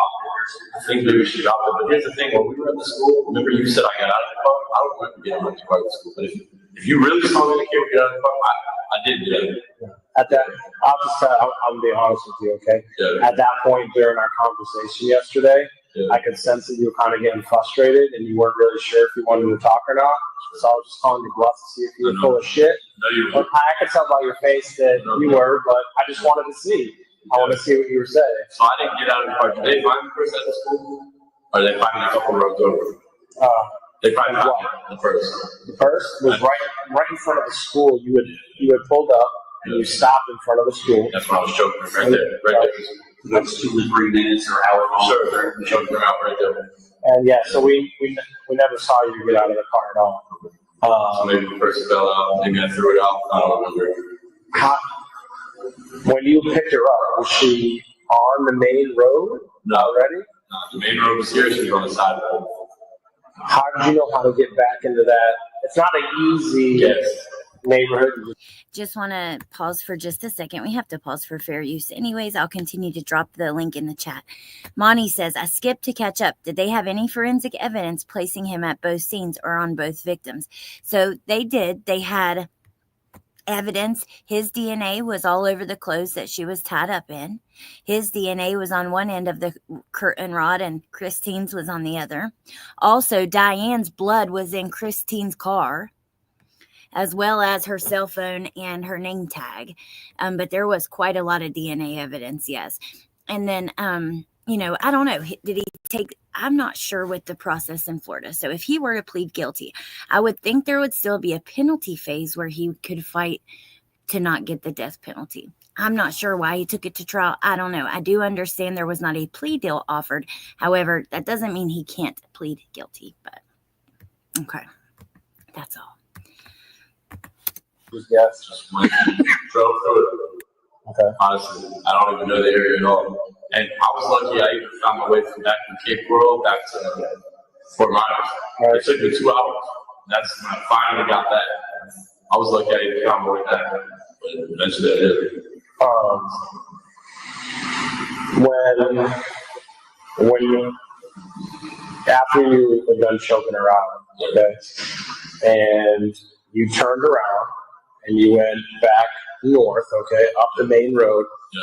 and then you went back into the same neighborhood? Not the same neighborhood, no. A different neighborhood.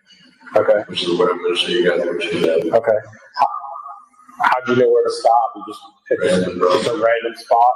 Yeah. Okay.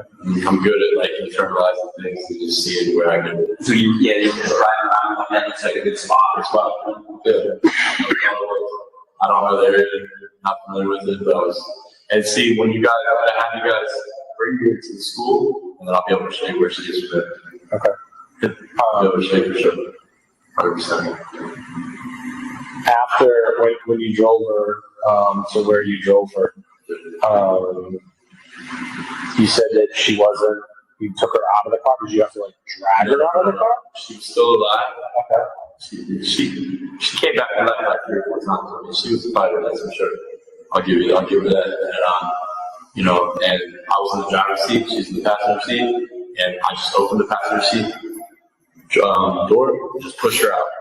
And when I pushed her out, she fell out, still alive. Tried to get up, I backed up, and just ran and hit her, until she just stopped moving anymore. Which is why remember Diane's DNA was on the passenger seat or on the passenger side door, I think, on the inside. There's no other reason why it would be in Christine's car. I mean, but she was sitting in the passenger seat. When you did that, did you check to make sure that she was dead at that Listen, point? her arms and everything are so dismantled and so disfigured. I had no shit that there's no coming that you can't live from that. I didn't even have to get. I didn't get out of the car. Didn't check. I didn't have to. She was done. I know. I mean, bro, her arms look like pieces. You don't want to know. It's disgusting. I mean, I can tell. I didn't have to check. Did you see anybody else out there walking around at the time? Or you did? As soon as I backed out from where she's at, there was a lady in her backyard, inside the pool, like thing, and she saw me back my car, this thing. I guess she never went back there and checked. Okay. Because she saw me on his way there and showed her. When you ended up leaving, you said you didn't know how to get back to Fort Myers. Right. It took a while. So eventually you found your way back to Fort Myers. I did. Is that when you ended up going back to like Joe's Crap Shack and the officer came out? Yes, correct. Did you think that he was coming to talk to you because of what just happened? No, I thought it was from me. Oh, okay. Yeah. Okay. I'm still gonna jolt because now I know what I've done. You know, now I know that it's on a whole other level. It's more than battery. So. And where did you go after you left? Joe's Car Shack. After you left Joe's Car, then where'd you go? When you took off? Drove around Fort Myers. So at this time, he wasn't charged with murder yet at all, right? Am I wrong? Because he just said it's more than battery. Remember, that's first battery because of Mila. But I don't know what day the next charges came. I found this lady's house, pulled in behind her fence. Hey. She might have recorded something as long as she took a picture of the license plate. She wasn't home. And I pulled into her backyard, parked the fence, parked the gate, and knew the cops were driving around. And then I went to her shed, and she came home, and I popped out of her shed. She was like, oh shit. I'm like, sorry, wrong house. Got in the car, she opened the gate, she took a picture of my license plate. I backed out and drove her. This is in Fort Myers? Correct. Shit. Yeah. I can tell you this, man. Nobody ever comes. She didn't call the cops. I figured she wouldn't have because I look crazy. I got my pants on, no shirt. You know, I probably look a little scary and intimidated, I'm sure. So No shoes, no nothing? No nothing, you know. And I didn't do anything to her. You know, I just got in the car and drove away. And then from there, Oh, from there I went to my buddy's place in Sale Graphics. Okay. Parked the car, went inside, waited for him. He came there. I think he called the cops when he left or whatever. And I saw a cop pull in, so I ran out the back. And I sat across the street when there's some palm fronds by this like gated area. I sat right there and I sat there for about 8 hours and I just watched you guys drive back and forth, back and forth. And then I took a nap right there, went to sleep, and then woke up. And then from there I went and navigated around, went to the house where the marshals got me at. And that's where it was done deal at that point. That guy Josh in Mateo, how do you know him? I work with a guy from the Dallas TV show down in Florida Keys. They're friends, and I'm just business associates and business partners. We all work together. Yeah.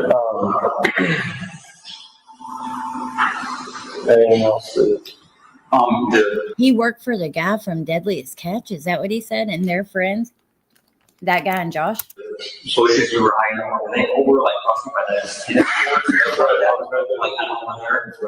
okay, gotcha. That's exactly what it is. Because I think they told the officer that I knew the marshals got you, something like that, and they were just curious if this was like going by that or. Okay. You're right, absolutely. So once you left, after you left her body, once you left, did you ever go back to that same spot? Yeah. Did you ever go back at all? Okay. I had no reason to. But yeah, no, I didn't. I didn't see this. Girl, we watching on phone calls from prison. I'm actually putting it in the chat again right now, and it'll be the pinned comment instead of, no, I'm sorry. I thought the trial channel was pinned, but I have Diane Ruiz's son's GoFundMe pinned, so I'll just drop it as we go. So, We had the phone. Her phone, yeah. You find that, yeah. I was just yeah. Well, it was left in the car. It was in the glove box. I was saying, did she give you the phone once she got in the car or like that? no, I just after the whole, she didn't give me the phone, so I dropped it while I was, Right. choking or whatever. Okay. And so she didn't give it to me. So you're just like, it's like, Yeah, since you was a little bit or something like that. Okay. So,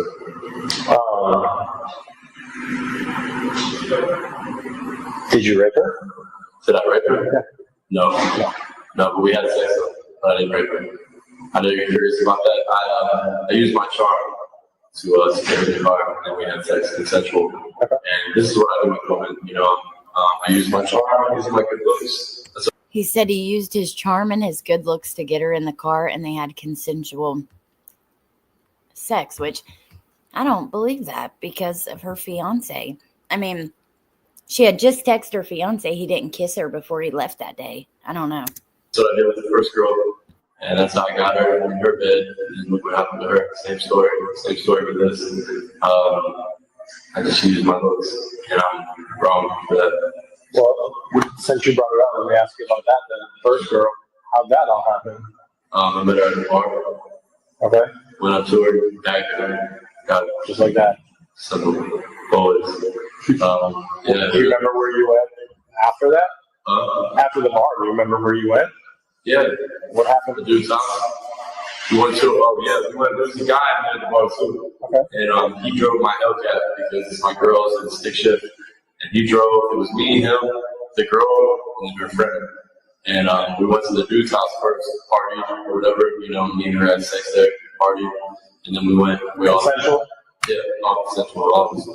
Yeah. And then from there we left and went to, we left his house, he stayed there. And me, the girl, her friend, went back to her house where she was found out. Okay. So you, the girl, and her friend, the three of you, went back to her house? Did you guys go back to her house and all have sex with each other? No, just me and her. Just you and the girl. And after lunch,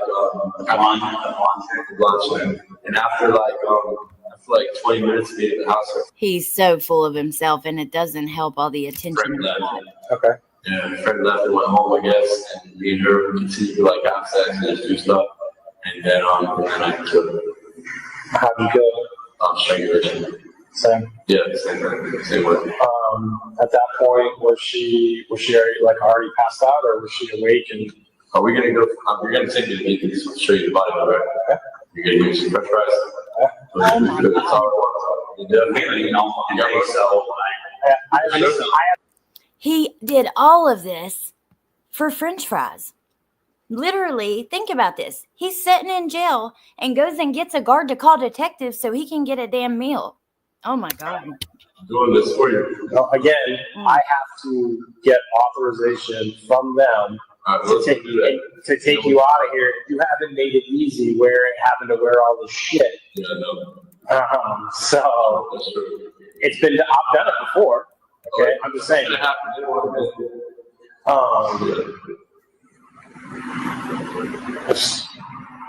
So that first girl, you choked her out. Yeah. And then what'd you do? No, leave her in bed. No, I wrapped her bed up. Oh, she wrapped her up, tied her up. Where you guys found her. So I did that. And then where'd you go? The way you Then I got in the car. And then I went to my girl's thing first. No, I can't remember. I think I killed the other girl first, and then went to see my girl. Yeah, I did. So I got the other girl. No, you went to your girl's first.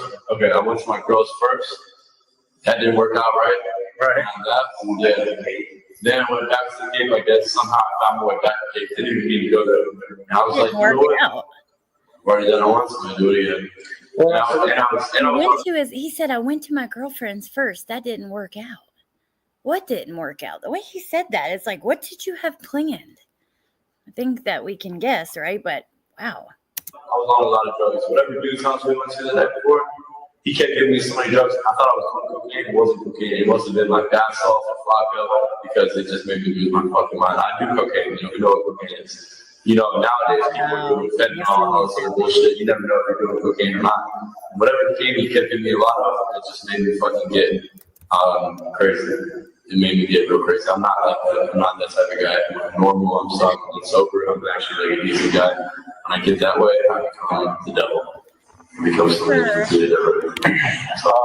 You are the devil. I was just randomly driving around, randomly saw that girl walking. That's the one. How come you didn't kill your girlfriend?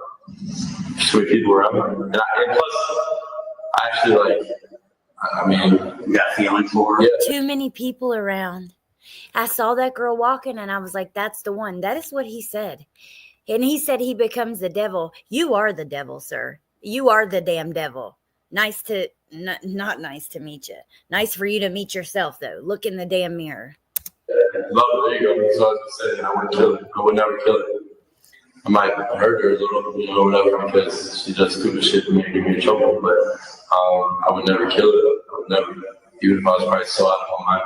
But I don't know. I can never say if I would or not, right? I'm just out of my mind, so who knows? Yeah. So, but I probably wouldn't kill it, even given the chance. Did either of these women say anything while you're choking them out? Are they screaming? They're not screaming. Real quiet, real discreet, real quick. Just a lot of red blood slosh coming out of their mouth, defecation. Did they fight back at all? Did you get any cuts? No, neither one cut me, neither one touched me. Either one even got their hand on it. Did they do anything like the blonde girl in her house or anything? Yeah, did she, after you guys were having sex, was there something like, did she do something that just like, yeah, no, it's just like, taking that next level and said, fuck it, pretty much, or what? I mean, I'm so crazy when I'm on drugs that I don't necessarily say fuck it, I just say, it's just a rage inside of me. I don't say, it's not like I'm like, fuck it. It's just like a rage overcomes me, and I don't think correctly, I'm not thinking properly, and I guess, it comes across my mind is murder. Just murder. Oh, just wow. kill. Did you feel, I mean, and I'm not trying to be a dick. I'm sure I'm not the only one that's not drugs that thinks about murder. This happened before people. It's true, man. Some decent people get on drugs and they really become like murderers, and I guess I do. I have. I've done the ultimate crime. Did you feel better after that? I mean, because I was still kind of like built up. No, I didn't feel better. I felt like, honestly, once I started coming down, I didn't feel better. But once I started coming down off the drugs, I felt like, oh shit, I had fucked up. All right. Yep, I fucked up, and keep going. You got some more dope yesterday after Stephanie? No, listen, whatever that doing had me doing, that doing some stuff, whatever. Once I started coming down off the drugs, I realized I effed up, he said. Mm-hmm. And whatever drugs he had me on, first of all, you did them, but that's why people say he was on Flocka, because he says here it wasn't cocaine. No, I'm used to cocaine. No, it had to be something else. Okay, I don't, bath salts or Flocka, whatever, dude. I don't believe you. And the only thing I want to read, because I don't want to pause too much, I want to get through this with you guys, but Kelly says, I may be wrong, but I want to say he exaggerated several things with Diane. The sex and the spaghetti described it worse than it actually was. It sure does appear that way. It really does. Drugs he had me on, like fentanyl, flock, or whatever the fuck it was, dude. Because it was not cocaine. I could tell it was different. He was giving me a lot of it. That shit had me up for, maybe it was methy. It had me up for like 2 days, a day and a half. I mean, I didn't need any more drugs. Even once I fucking came to jail, I was still high the next day. You know what I'm saying? I mean, Jesus Christ, I was still high. So I didn't score any more dope. Yeah. So the first girl, you just stole a car, and that was it. You used that car to drive all over the damn place. Yeah, just like an idiot. It was the only car I had, because my car was way over by the guy's house somewhere, parked on the side of the road, ran out of gas. The fucker took a Uber back to her house and not my car. And then my girl came and got her car or whatever. And so I just drove the girl's car, and I was gonna, I was really basically what I was gonna do was trying to just get out of here. I was gonna try to run and hide for a little while. And then,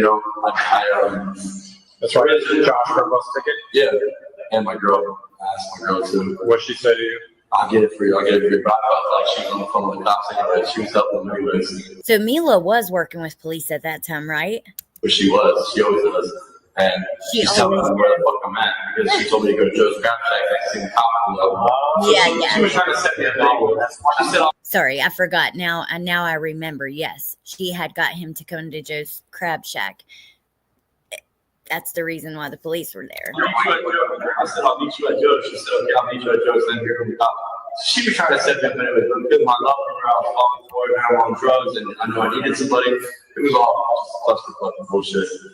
So I was just going through it. Gotcha. I was wondering how or why you went over there to Joe's Crab Shack. And then, not the way to went over to like kill her or nothing. Because he actually, she said meet me there. Yeah, she said meet me there, and then she set me up, and they tried to get me. Yeah, you had the first girl had her phone. I did. And you used her phone as well. Correct. How'd you get in there if there's a passcode? I think she was letting me before I killed her. Okay. So it was just like let them lock or something like that? Yeah. Well, it kept getting locked. I used it after I killed her. Oh, okay. It must not have because it was locked. The only time, actually, I used it after I killed her. You know what I did? I held her face up. Did face up on the face. Yeah. Okay. And then I used it. But then I must not use it later because it went back to lock. I think I don't know if I left the phone there or if it was in the car or if I threw it. I don't know where. I don't know if you guys found the phone at the house. Her phone? Yeah. I believe her phone was in the car as well. Okay, they were both there. Okay, still inside the car. My God. Yes, he did, Melly Belly. Okay. He sure did. He used her face to unlock it. There's something else I wanted to ask you. There's another question, dude. I know there was. That's for sure. I apologize, I didn't interrupt you, but when you wrapped up the first girl, Stephanie, I think, the blonde girl. Yeah. You wrapped her up in the blankets or whatever. What were you thinking about maybe just taking her with you or something? Yeah. He's gonna put her in the car and just load the body. She was just too fucking heavy. Rigor mortis was starting to kick in. The body was way too much. Plus, Hey, Terry Ann. Terry Ann says, hey, I'm late. I'll watch live, then catch up. Question, did they play the interrogation in court? Yes, they did. But it's really terrible footage, so I'm going to show you. We're right here in the court, like part 13 of the playlist I'm playing from. Detective meets Wade in jail. We're here listening to the audio, and then there's a real quick, he finishes his direct examination of this witness, and then the state rest. So we are listening on phone calls from prison, which I'm dropping the link in the chat. And then as soon as it ends, we will end catching those last couple minutes of what happened before the state rest. But yeah, it's just really bad quality. So we're just playing from this source here. sunlight outside. It's not smoke to see. Yeah, we definitely see me drag that bitch out of there. So it was all wrong. So that's not true. Did you lock the door when you left too? I think so. Okay, I like just the handle. Yeah. So looking into some prior reports involving you, a bunch of this has happened before, but nobody's ever died before, at least the reports I've read. Right, exactly. So why didn't you kill any of them? I don't want to talk about that. That's okay. Okay, yeah, no, fair enough. I want to talk about the past stuff.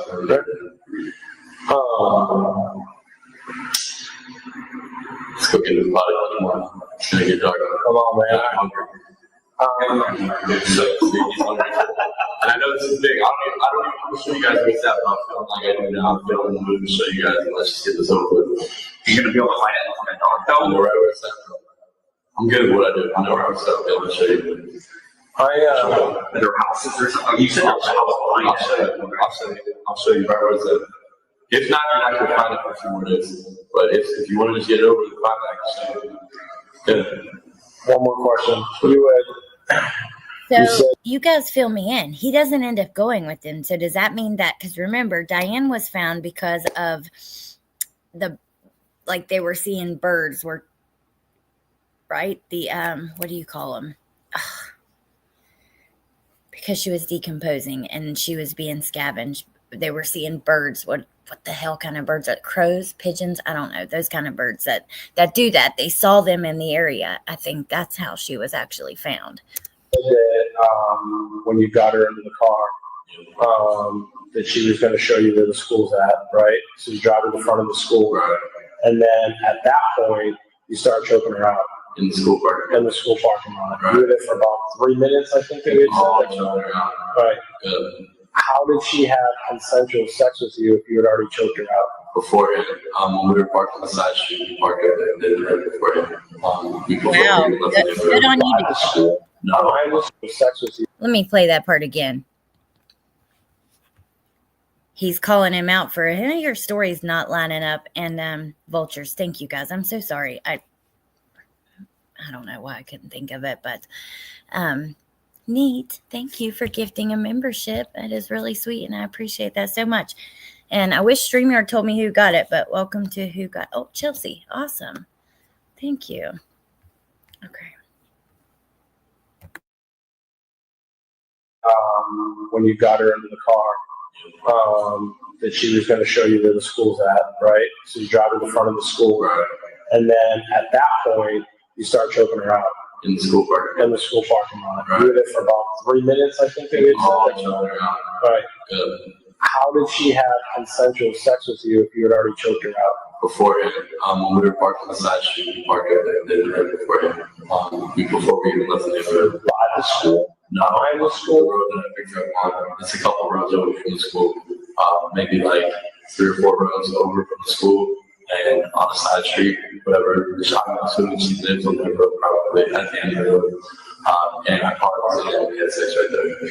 So you're driving up the road, right, going past the school, and then you look up to you're like, oh shit, there's a woman walking. No, I just pulled through a random neighborhood and saw her. And she just happened to be walking through the neighborhood. Because I was really driving, honestly, I was driving trying to find my way back to Fort Myers.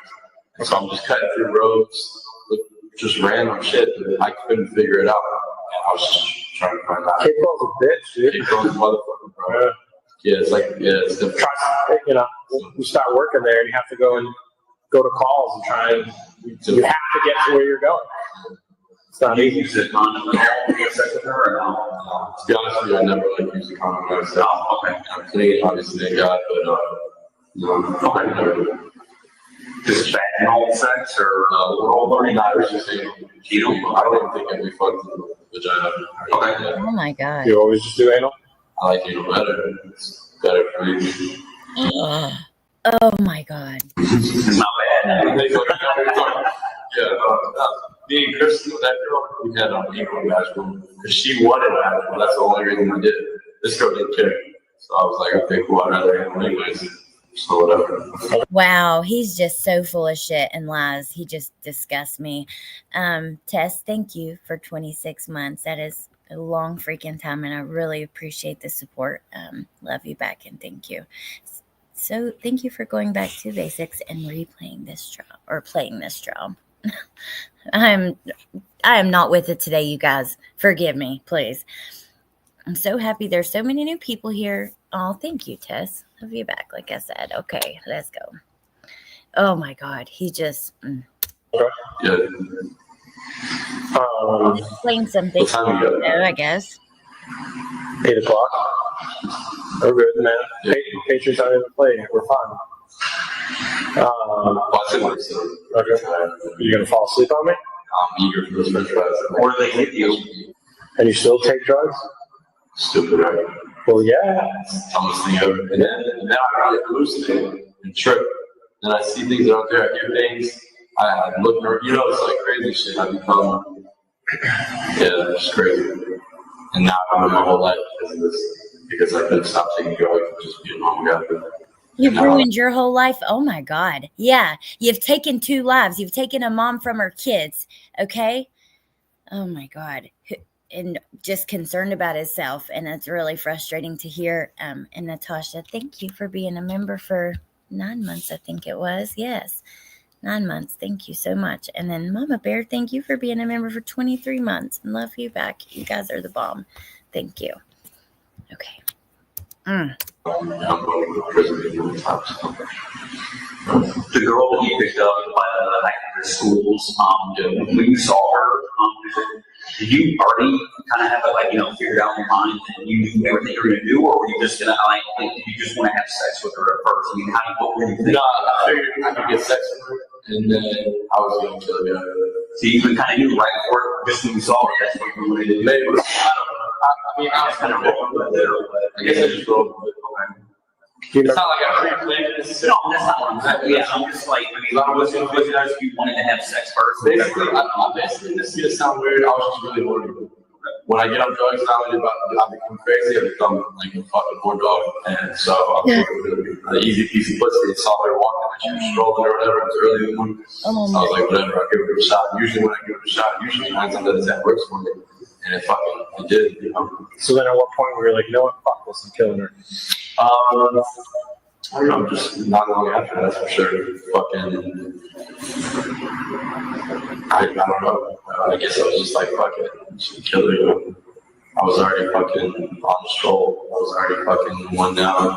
Felt like my life was over with anyway, so. Oh my God, you are just disgusting. And the things, I won't repeat what he just called her. He was looking for something. And 9 times out of 10, he gets it when he tries. You're sick. And every one of those women, my God, surely to God they've heard this, right? Surely to God. Oh my God. It's just infuriating to think that, well, you know what? You wouldn't be any different. Sorry, but you wouldn't. Kathy, thank you for gifting 5 memberships. That was sweet. And welcome to the members. Okay, let's keep going. It makes no sense, but yeah. Do you remember what she was wearing? Yeah. What? Blue shirt and jeans. What color blue? Like, not like that. Sky blue. Sky blue, like It was a little darker blue. It was just like teal. Can you kind of describe what she looked like? Is the picture of the girl I showed you? Yeah, that's it. I showed you the picture yesterday, same girl? Same girl, for sure. Did she tell you her name at all? No. Yeah, she did. I don't know if you remember. Not sure something. I never knew her name all the time. But she had this last on, teal shirt, jeans, shoes, black burners. Did she tell you where she was even walking to? Or? No, she said going to work, but you told me she was going to work. I just didn't know if she told you I need to, because you said she needed a ride somewhere after, or no? No. She did not need a ride afterwards, which is then when I started showing her she was getting out of the car. She just said dropping up here at school. Okay, that's okay. And I could tell at that point she was getting scared. Right. I saw the fear, and I think the fear triggered me to just kill it. Do something. Because the reward, she was going to say something about you, or try to put some shit on you, or It something. was going in the right direction. I could just tell things were off. Because she wanted me to pull over, and she really wanted to get out of the car. At this point, I could tell she was getting. I could sense your fear. I'm like a fucking lion. I'm like the fear, the prey. I could sense it. And she wanted to get out. Fear. Oh my God. So I was like, I'm just going to go and just kill her real quick. And it's not hard for me to do. It takes me 2 minutes. He just described her as if she was like prey. And oh my God, like he is a fucking animal. I'm honestly glad he got the death penalty. And I'm not usually really sure how I feel about that. I mean, if someone hurts a child or something, that's different, but I don't get scratched, I don't get hurt. a monster. They don't get on. They can't get away from you if they want to come too strong. I mean, I don't look strong, maybe not necessarily. I can, believe it or not, I hate to say this, I'm not trying to be, I can take either one of you guys down. And it's because I'm well trained. I've been through a lot of shit in my life, a lot of prison time. I know the points your body can touch to stabilize you, cut you off quickly, just things like that. Unless you're Marine or fucking military trained, there's a good chance I get overpowered. So those are the people that I go after. You know, I'm good. And like in the military, or no, I haven't. I've been in the military. They trained me. At the time of president, I'm just all the way around well seasoned. And so that's, you know, I just knew that it was not here, and I didn't want her to report me or anything or say this suspicious guy or something. So I just went ahead and do what I did. Do you remember the old lady over on Del Prado? I'm sure you probably don't know the name of the streets. There's an old lady that you were talking to and you were banging on her back on eye trying to get into her house. Remember that? Yeah, I knew that. What happened with that? I remember that. I was asking her for directions basically. Right. I was so like bugged out on drugs. I know she probably was like, it's in having to scared. Yeah, you freaked the fuck out. Yeah, no, yeah. I mean, I was trying to use her goddamn phone, but I'm so on the drugs or whatever that like I can't even ask. Take the Asian phone. I can't even ask them the question. It's like I'm just fucking. Just weird, you know. I'm weird on drugs, you know. I'm violent, weird. She said you were pulling on her back screen when I was trying to get out of the room. Oh yeah. And I was gonna use your goddamn phone and fucking call my girl and get me the fuck out of there. The cops, the way they're talking to him, you know, it's you can see what they're doing, trying to make him more comfortable, kind of cussing and just being like what he's saying isn't as shocking and jarring as it is. You know, inside they can feel that. Every time we've watched these people, I mean, these forensic experts, these police officers who deal with this stuff day in and day out, you can see how it affects them. You can see through their facial expressions, their movements. When we think back to other trials we've watched too, for instance, with Leilani, the FBI, the woman from the FBI, you can see how these cases and how these work in this job that they have affects them, but you don't see it affect the people who commit the crimes. It is so frustrating. Sunshine Mafia, thank you for being a member for 12 months. He is so damn gross. And then Natasha, thank you for gifting a membership. Thank you. My God. Tell her where I was at, have her come pick me up. We've got 15 minutes left. Random. Just driving. Everything I did was random. You were close to Fort Myers at that point. Yeah, was it? Yeah, you were. Was that before or after? It was before. The girl was school. And then you drove in the complete opposite direction. And then that's what happened. We got I was long gone in the opposite direction. Yep. I remember that. I do remember that for sure. Do you remember any of the names of the major streets that you took to go back to Fort Myers? Do you remember seeing any street signs or just finally you got Elton McGregor? Finally made it on McGregor, and then it was a straight shot. Okay. I'm sorry. After the girl from the lady in the school, I know you said you got lost for a little bit. Did you, after that, stop anywhere, or were you just kind of like driving in circles a little bit? I mean, did you go into a store anywhere, or did you like just fucking, you're just driving? I literally had pants and shoes and a shirt. Couldn't, so I knew I couldn't go anywhere. And I just drove the whole time. Okay. I never stopped. I drove the entire time. Where were all your clothes from the night before when you were in the club? We went to that dude's house. Right. And I made love to that girl at that dude's house first. Right. And the only thing I put back on when we left, getting the Uber ride was the pants. Why'd you put the rest of my shirt? So fucking hot, bro.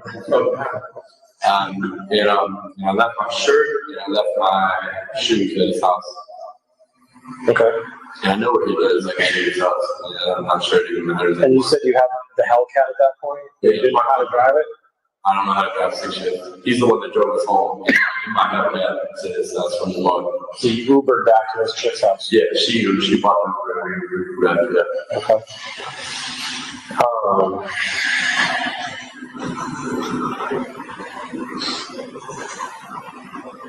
Do you remember the name of the bar you were at? I picked her up at. Yeah, Buddha. You went to Buddha. Yeah, I'm at Buddha. Did you guys, is that the only bar you went to was Buddha that night?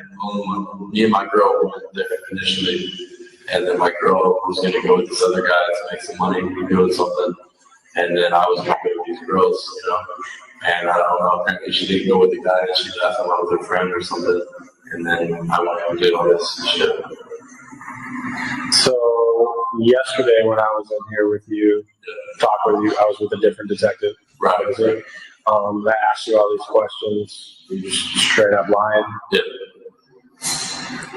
Did you kind of figure that at some point that we were?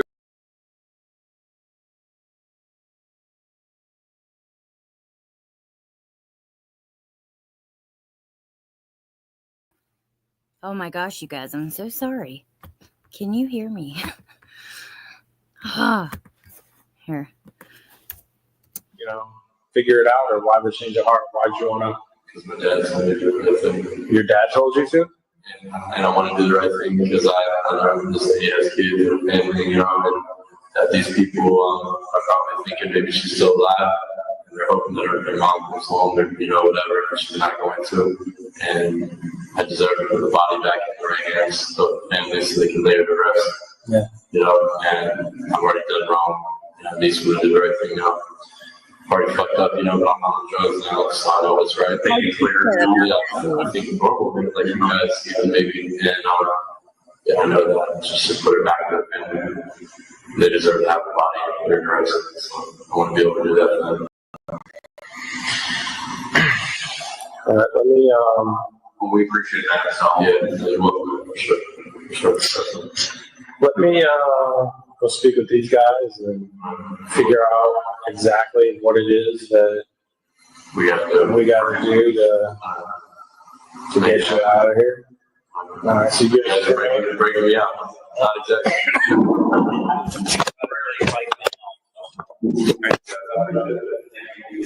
Just hang here, we'll be right back. Wade's confession continues, it says. So basically, here's what my supervisor wants to know. He wants some basic information from you.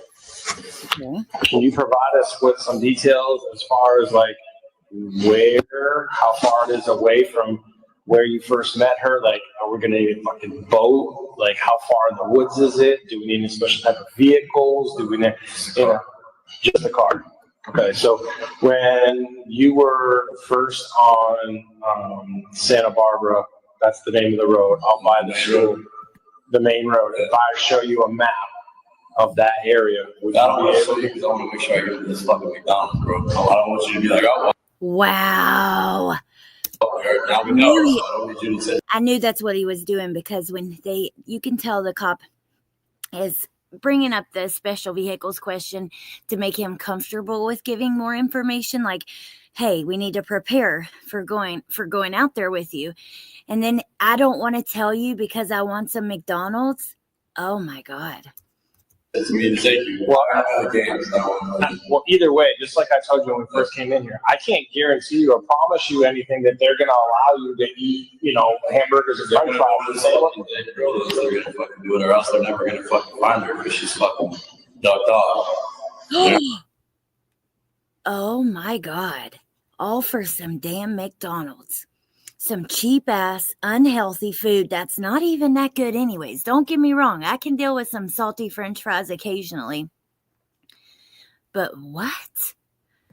Oh my God, you guys. I'm so sorry to even have to play. He's just so disgusting. Not going to fucking find her. So if they want to know where she's at, they can trade a fucking pack of fucking french fries to know where she's at, and they will. And I know they will. So I'll show you where for that. That's all I want. so you're not willing to look at a map at all to give us an idea of where we're going? I want to show you. I want to see the dead body. I want to remember this shit, how bad a fucking person I was. And I want to keep it honest. And I want to see what I did. And I want to show you in person. That's what I want. That's what I want. Oh my God, we're rewinding that. I have to hear that again. I want to see what I did. Don't tell me why. I mean, this tells you why he had the damn pictures on the door. He knew what he did. He wanted to see it. I'm never going to fucking find her because she's fucking ducked off. they're not gonna fucking find her. So if they want to know where she's at, they can trade a fucking pack of fucking French fries to know where she's at, and they will. And I know they will. So I'll show you where for that.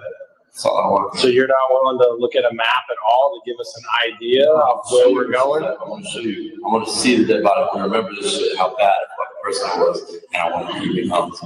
I want to see what I did, and I want to show you in person. That's what I want. It's what I want. This is what you want. Get what you want, and I get what I want. Both. I understand that, but you also have to understand, right? On my side, my situation, number one, I got to make sure that you're telling me the truth. And number two, I understand you are, because you know I feel this. All the stuff that you said so far that we've asked you, you've checked out. And you, again, the stuff that you told us, only the person that was there would know that stuff. So I get it. All right. However, okay, on my side of the table, right? Number one, I have people to answer to. That's just number one. And number two is, as far as some of the details, all right, about what you had said happened, there are a couple of things that I still don't think that you're telling me the truth about. So, and one of them is and I'll be completely honest with you, is the part about you guys having consensual sex. I don't believe that she had sex with you consensually. I really don't. Damn straight, officer. Thank you for standing up for her, because nobody believes that shit. I think, in my opinion, that you choked her out and that you had sex with her while she was unconscious. That's what I believe. Because there's this woman, I mean, maybe the first one, I don't really know because of that case very well, so I really can't speak for that particular situation. But this case that I'm investigating with this woman who lived up by the school, with a fiance and children and everything that I've learned about her, that I just don't see her having consensual sex with you. Well, you can test like her body, so I can figure that out. No, I believe that you had sex with her. Right. What we're saying, there's just obviously you can test her body and you can see, you can figure Let's make sure you had sex with her.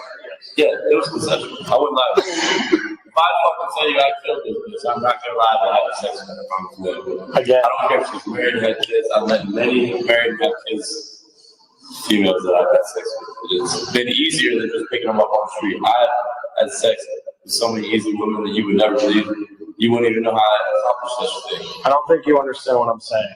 I believe you. You believe it wasn't consensual? That you had sex with her. That it wasn't consensual? I don't believe that it was consensual. There's no way. You just picked her up on the side of the road. She's not going to bang you in the car while you just picked her up on the side of the road. I've had girls hanging out there fucking. Thank you. This officer, man, I like him. Ask for money, and I tell them, no, I won't give you any money, but if you bang me, if you fuck me, and I'll help you out. And it's been easy to her. I mean, I told her straight up, I want to fuck her, you know, can you help me out? This is you're explaining all I played the easy role first, like, hey, can you help me, this, that. Then, you know, she kind of came my way, and I could kind of tell she was smiling, she was happy. And I just threw it out there, like, gave her the vibe, like, I want to fuck her, and then she did, and I kissed her. And we fucked. It wasn't hard. It was really easy. It was not difficult, I promise. That's fine. That's your story. You want to say too. I just don't believe it. I just saw it, man. This is sort of. I wouldn't lie to you about that, but.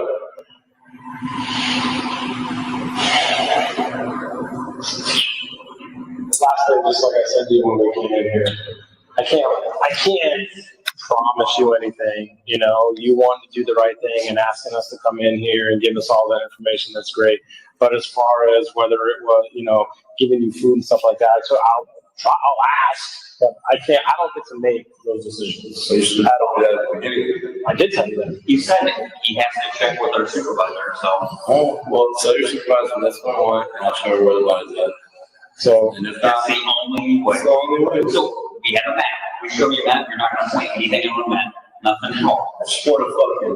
Here's what I want. French fries, a Big Mac, and an Oreo McFlurry. I'm not going to have these things. Whoa. The Oreo McFlurry took you too far. You're adding shit now, man.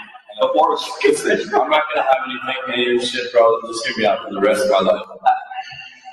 I'm going to die in prison and never get this up again. So just give it to me and I'll show you where it's at. I'm never going to have French fries again, bro. I understand that. I'm fucking 90 years old and dead in prison until somebody stabbed me right now.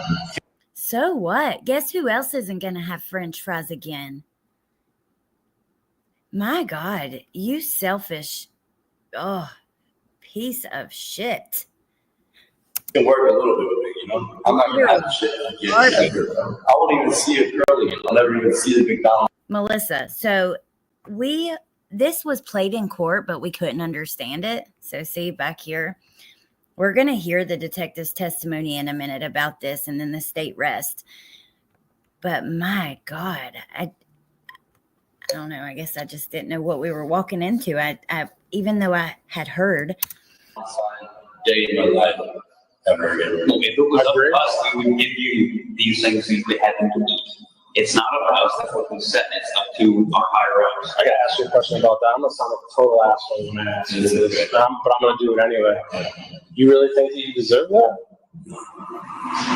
Fair enough. I appreciate you being honest. No, I don't deserve it. Do you feel remorseful for anything you've done on the past 2 days? That's why I decided to do this here. If you could go back in time to Sunday night before when you met, would you do anything different? You wouldn't have done any of that? Only we got on drugs, yeah. We'll do this. Yeah, we'll change all. Do you want us to tell their families anything? I mean, they're sorry, I don't know. I don't know what else to say. So if the answer ends up being, if the answer is no, then that's it. You don't want to show us. Just try and see what the answer is. No, I did try. That's what I'm saying. So I'm asking you. They asked me to try with a map first. Tell them no map. I want to show you. And I want my friend trust. See if they say no, maybe I'll still show you, but I'm not going to show you the map. What if I can't? What if I tell you I can't show you? Is he trying to escape or does he just want to see it? Because he says he wants to see what he did. Why? Just can't. What if I told you I physically can't? If I told you I know landmarkers, areas, I know. Okay, what landmarkers and areas? I have to show you. You're doing too much of that. Now you guys are working too hard. I'm gonna make this easy for you. You're doing too much work. I just want to show you where. I just show you where. Now you're doing too much. I'll tell you. All right, just go back and go to sleep. I already told you that. You want me to go to bed and not do this? I know, but my thing is you said you don't want to play Corporal that well, and you were in broad daylight. It's fucking night out, man. How are you gonna know where this place is? You know, wait till tomorrow. I know where it's at. I know where it's at. Look back again. Is it near the school? Maybe not. I want maybe not. I work with you, bro. I just admitted to a murder. That's pretty much two of them. That's working with you. 2 murders. That's working with you. I agree, and we appreciate that. We do. So ask your supervisor. That's what I want. Who? He wants to be gone and it shows you the body's up. We're almost done, you guys. See what she says. If she says no, let me know. I'll take it from there. What if I told you that I don't need you to show me where it's at because I know where the body's at? You go find it. Go get it. But I don't believe you know where it's at. Now I want to get you love. Because it is hidden so well, we won't know where it's at for a while. And you're really going to make sure outside. You don't know where the body's at. I promise you don't. I told you You won't be able to find it. I told you yesterday that I would find her. You didn't find it. I'm good at my job. No, but you didn't find it. Yes, I did. Obviously. What time is it? 9 o'clock almost. We found her, what, how long ago? 1:30. Oh my God. So they're telling him, we know where she's at. Oh my God. He says it. I would. You don't need it. You still be willing to go out tomorrow and show us where she's at? Yep. Yeah. All right. Or tonight. Whatever you want. I know you didn't find her because where I put her. Why is that? Because where I put her, you would be able to find her. Where you find her at? Tell me. Here we go. See the games. You guys are good. Not that great. I know where I put her. You would not be able to find her. No. You're wrong about this one, so. I'm not. Where I always say, then you turn on the news, so, and you come for yourself. I've already heard about the news. Oh, yeah? What they say? Always watch about this, so they haven't found about that. They're still looking. I've already heard about the news. He said, oh, have you? What'd they say? I don't know when the last time you watched the news was, so. How long ago? I will let you know If if we need you tomorrow. Where'd you find her? Doesn't matter. Exactly. At this point, it really doesn't. I know you didn't find her. I can see it all over the place. You're good at kind of hiding your weapon. I'm not good. You didn't find her I'm not good at hiding. All right, well, when it came to kind of just my question, you already knew I was guilty. You wouldn't have done it. You don't know where the box is. Why do you think I knew that you were already guilty? Just, I know, you know, you knew I was. All right, well, I'll talk to you tomorrow if you know where the box is. I'll let you go. Don't forget to like. Oh my God. Yeah, go watch the news, buddy. Oh my God. Okay, we have to go back to the courtroom for the end of this recording wraps up and we get into, there's only a minute, you know, we're very close to the end of today's live. Tomorrow we take over in the penalty phase, it looks like, because if the state rests, defense doesn't put on a case, that's kind of where we're at. Let's listen here.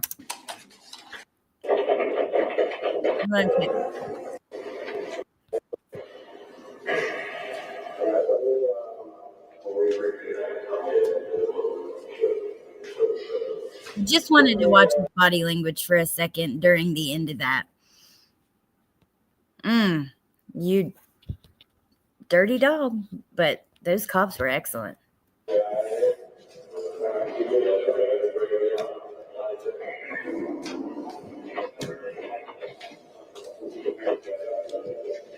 Wow.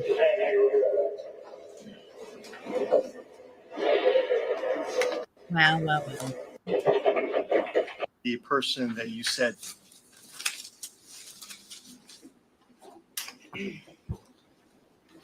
He's mad. Yes, he is. detective, the person that you sat down with on the 10th of October of 2019, do you see him sitting in courtroom today? Yes, sir. Please point him out and describe the article of clothing that he's wearing. Sitting over here in the black suit with black tie, white shirt. I have so much appreciation for this detective, you guys. I have so much appreciation for all of law enforcement. When you really watch these trials and you see the work they put into it, it makes it even more infuriating when, you know, in other open cases, social media people try to get involved and say they're not doing their jobs and stuff. Or people holding investigations online in the court of public opinion, which we see that all the time. There is a reason why things are done the way they're done. And it's so that there can be justice. So at this moment here, the state's about to rest their case. And this officer is truly a hero. I am just, I have so much appreciation for him, for real. And apparently he was good at faking, because if she was found at 1:30, we have to go back and check the timeline. And this happens at 9:00 at night. He played your ass pretty damn well, Wade. Does not the record reflect this witness is also identified the defendant? I have no further questions for this witness at this time. All right. Mr. Oliver. Oh, here we go. No He's cross. mad, yes. Very well. Sir, you can step down. No cross. Here we go. Boom. We rest our case, because that's all that's needed. State and call the next witness. State rests. All right. Ladies and gentlemen, I'm going to send you back to the jury room for a few minutes. Yes, this confession we just heard was played in court. It was just bad quality audio. So we went and heard it straight from phone calls from prison, and then the state rest. So let's take a look at where we're at next. Next, we have closing arguments and the verdict tomorrow. Closing arguments and the verdict. Maybe we will start with opening statements from the penalty phase. I'm not sure. During the penalty phase, we'll have Christine's best friend on the stand, a neuropsychologist, a forensic psychologist. Then the state brings rebuttal doctors to those doctors. That's a 2-hour-long testimony in itself, all about his brain and what's going on there. And then closing arguments again. Jury instructions, I don't know that we need to sit through that, to be honest. And then they deliver the verdict. So let's see. Then we have his sentencing. Dr. Rubino during a Spencer hearing. That happened before the sentencing. Wow. So that's it. That is their entire case in chief. The prosecutions, they did a very good job. I think the way they wrapped it up was perfect. Personally, hard to listen to, tough to hear. feel really bad for her family who had to hear her be called a piece of kitty cat and many other things. And I don't believe that she consensually did anything with him. And thank God the officer pushed back on that. I think that's like, look, going and talking to him, getting him to talk, that's one thing. I appreciate that. But he went out of his way and pushed back on things that could have made Wade shut down and stop talking. You know what I mean? So I appreciate that. My God, my adrenaline is, whew. It was a very powerful ending. All right, you guys. So I'm going to let you go. I'm going to go and immediately add the timestamps for those of you who came in late. So if you want to come back, give me about 10 minutes. And I'll see you tomorrow for closing arguments, the verdict, which, I guess we could skip that. We know it's guilty. I mean, watching his face during the time it's read might be nice. And then get into the penalty phase. Opening statement. So it'll be closing and then opening back to back. I look forward to it. I'm going to have a hard time not watching tonight. Like yesterday when I went to his interrogation, I really tried not to watch anything, but I did watch a lot of that. I've started just skipping around, seeing what was going on. I didn't watch the end when they were taking pictures and stuff, but I watched with the female and then with the male a little bit. So anyways, thank you guys for being here. I'm interested to hear about his brain too. And I saw they have like images that they took of his brain and stuff up on the screen, like made real big for the courtroom. So I think it's going to be pretty fascinating. But thank you guys for being here with me. I'm sorry. I know it was tough to listen to, but I've learned so much, and I'm so glad we did this because now I can go on to listen to the calls, listen to the emails, things like that, and I have a grasp for what a monster he is. I truly didn't have that before because I hadn't seen all of this. I knew he was found guilty of murdering 2 women, but beyond that, I just hadn't seen a lot of it. So anyways, thank you guys for being here with me. I appreciate you guys. I'll send that over to Tess after I add the timestamps and stuff. Thank you, C. Carter. Also, like I said, I did post a quick video yesterday if you guys are interested. And I'll see you tomorrow. Thank you for everything. And what time tomorrow? Okay, before we go, let's see what works. I mean, I like doing 4 because in case it goes for a long time, but I'll just do a poll just really quickly to see what you guys prefer, like 4 o'clock Eastern or 5:30-ish Eastern. It would be one of those 2. Now, during the weekend, I'll probably do later in the nighttime. And I know that Melissa takes usually every other weekend off. So if she does this weekend, then I might do around 8 o'clock. We'll see. But for tomorrow, which is Wednesday, we still got a few days to get through this. Okay, what time? We'll just do like a 60-second poll. So if you're with me, please answer. 4 p.m. Eastern, 5:30 p.m. Eastern. Okay. Jeez. I'll go in and add the links to the channels that we've been watching from as well.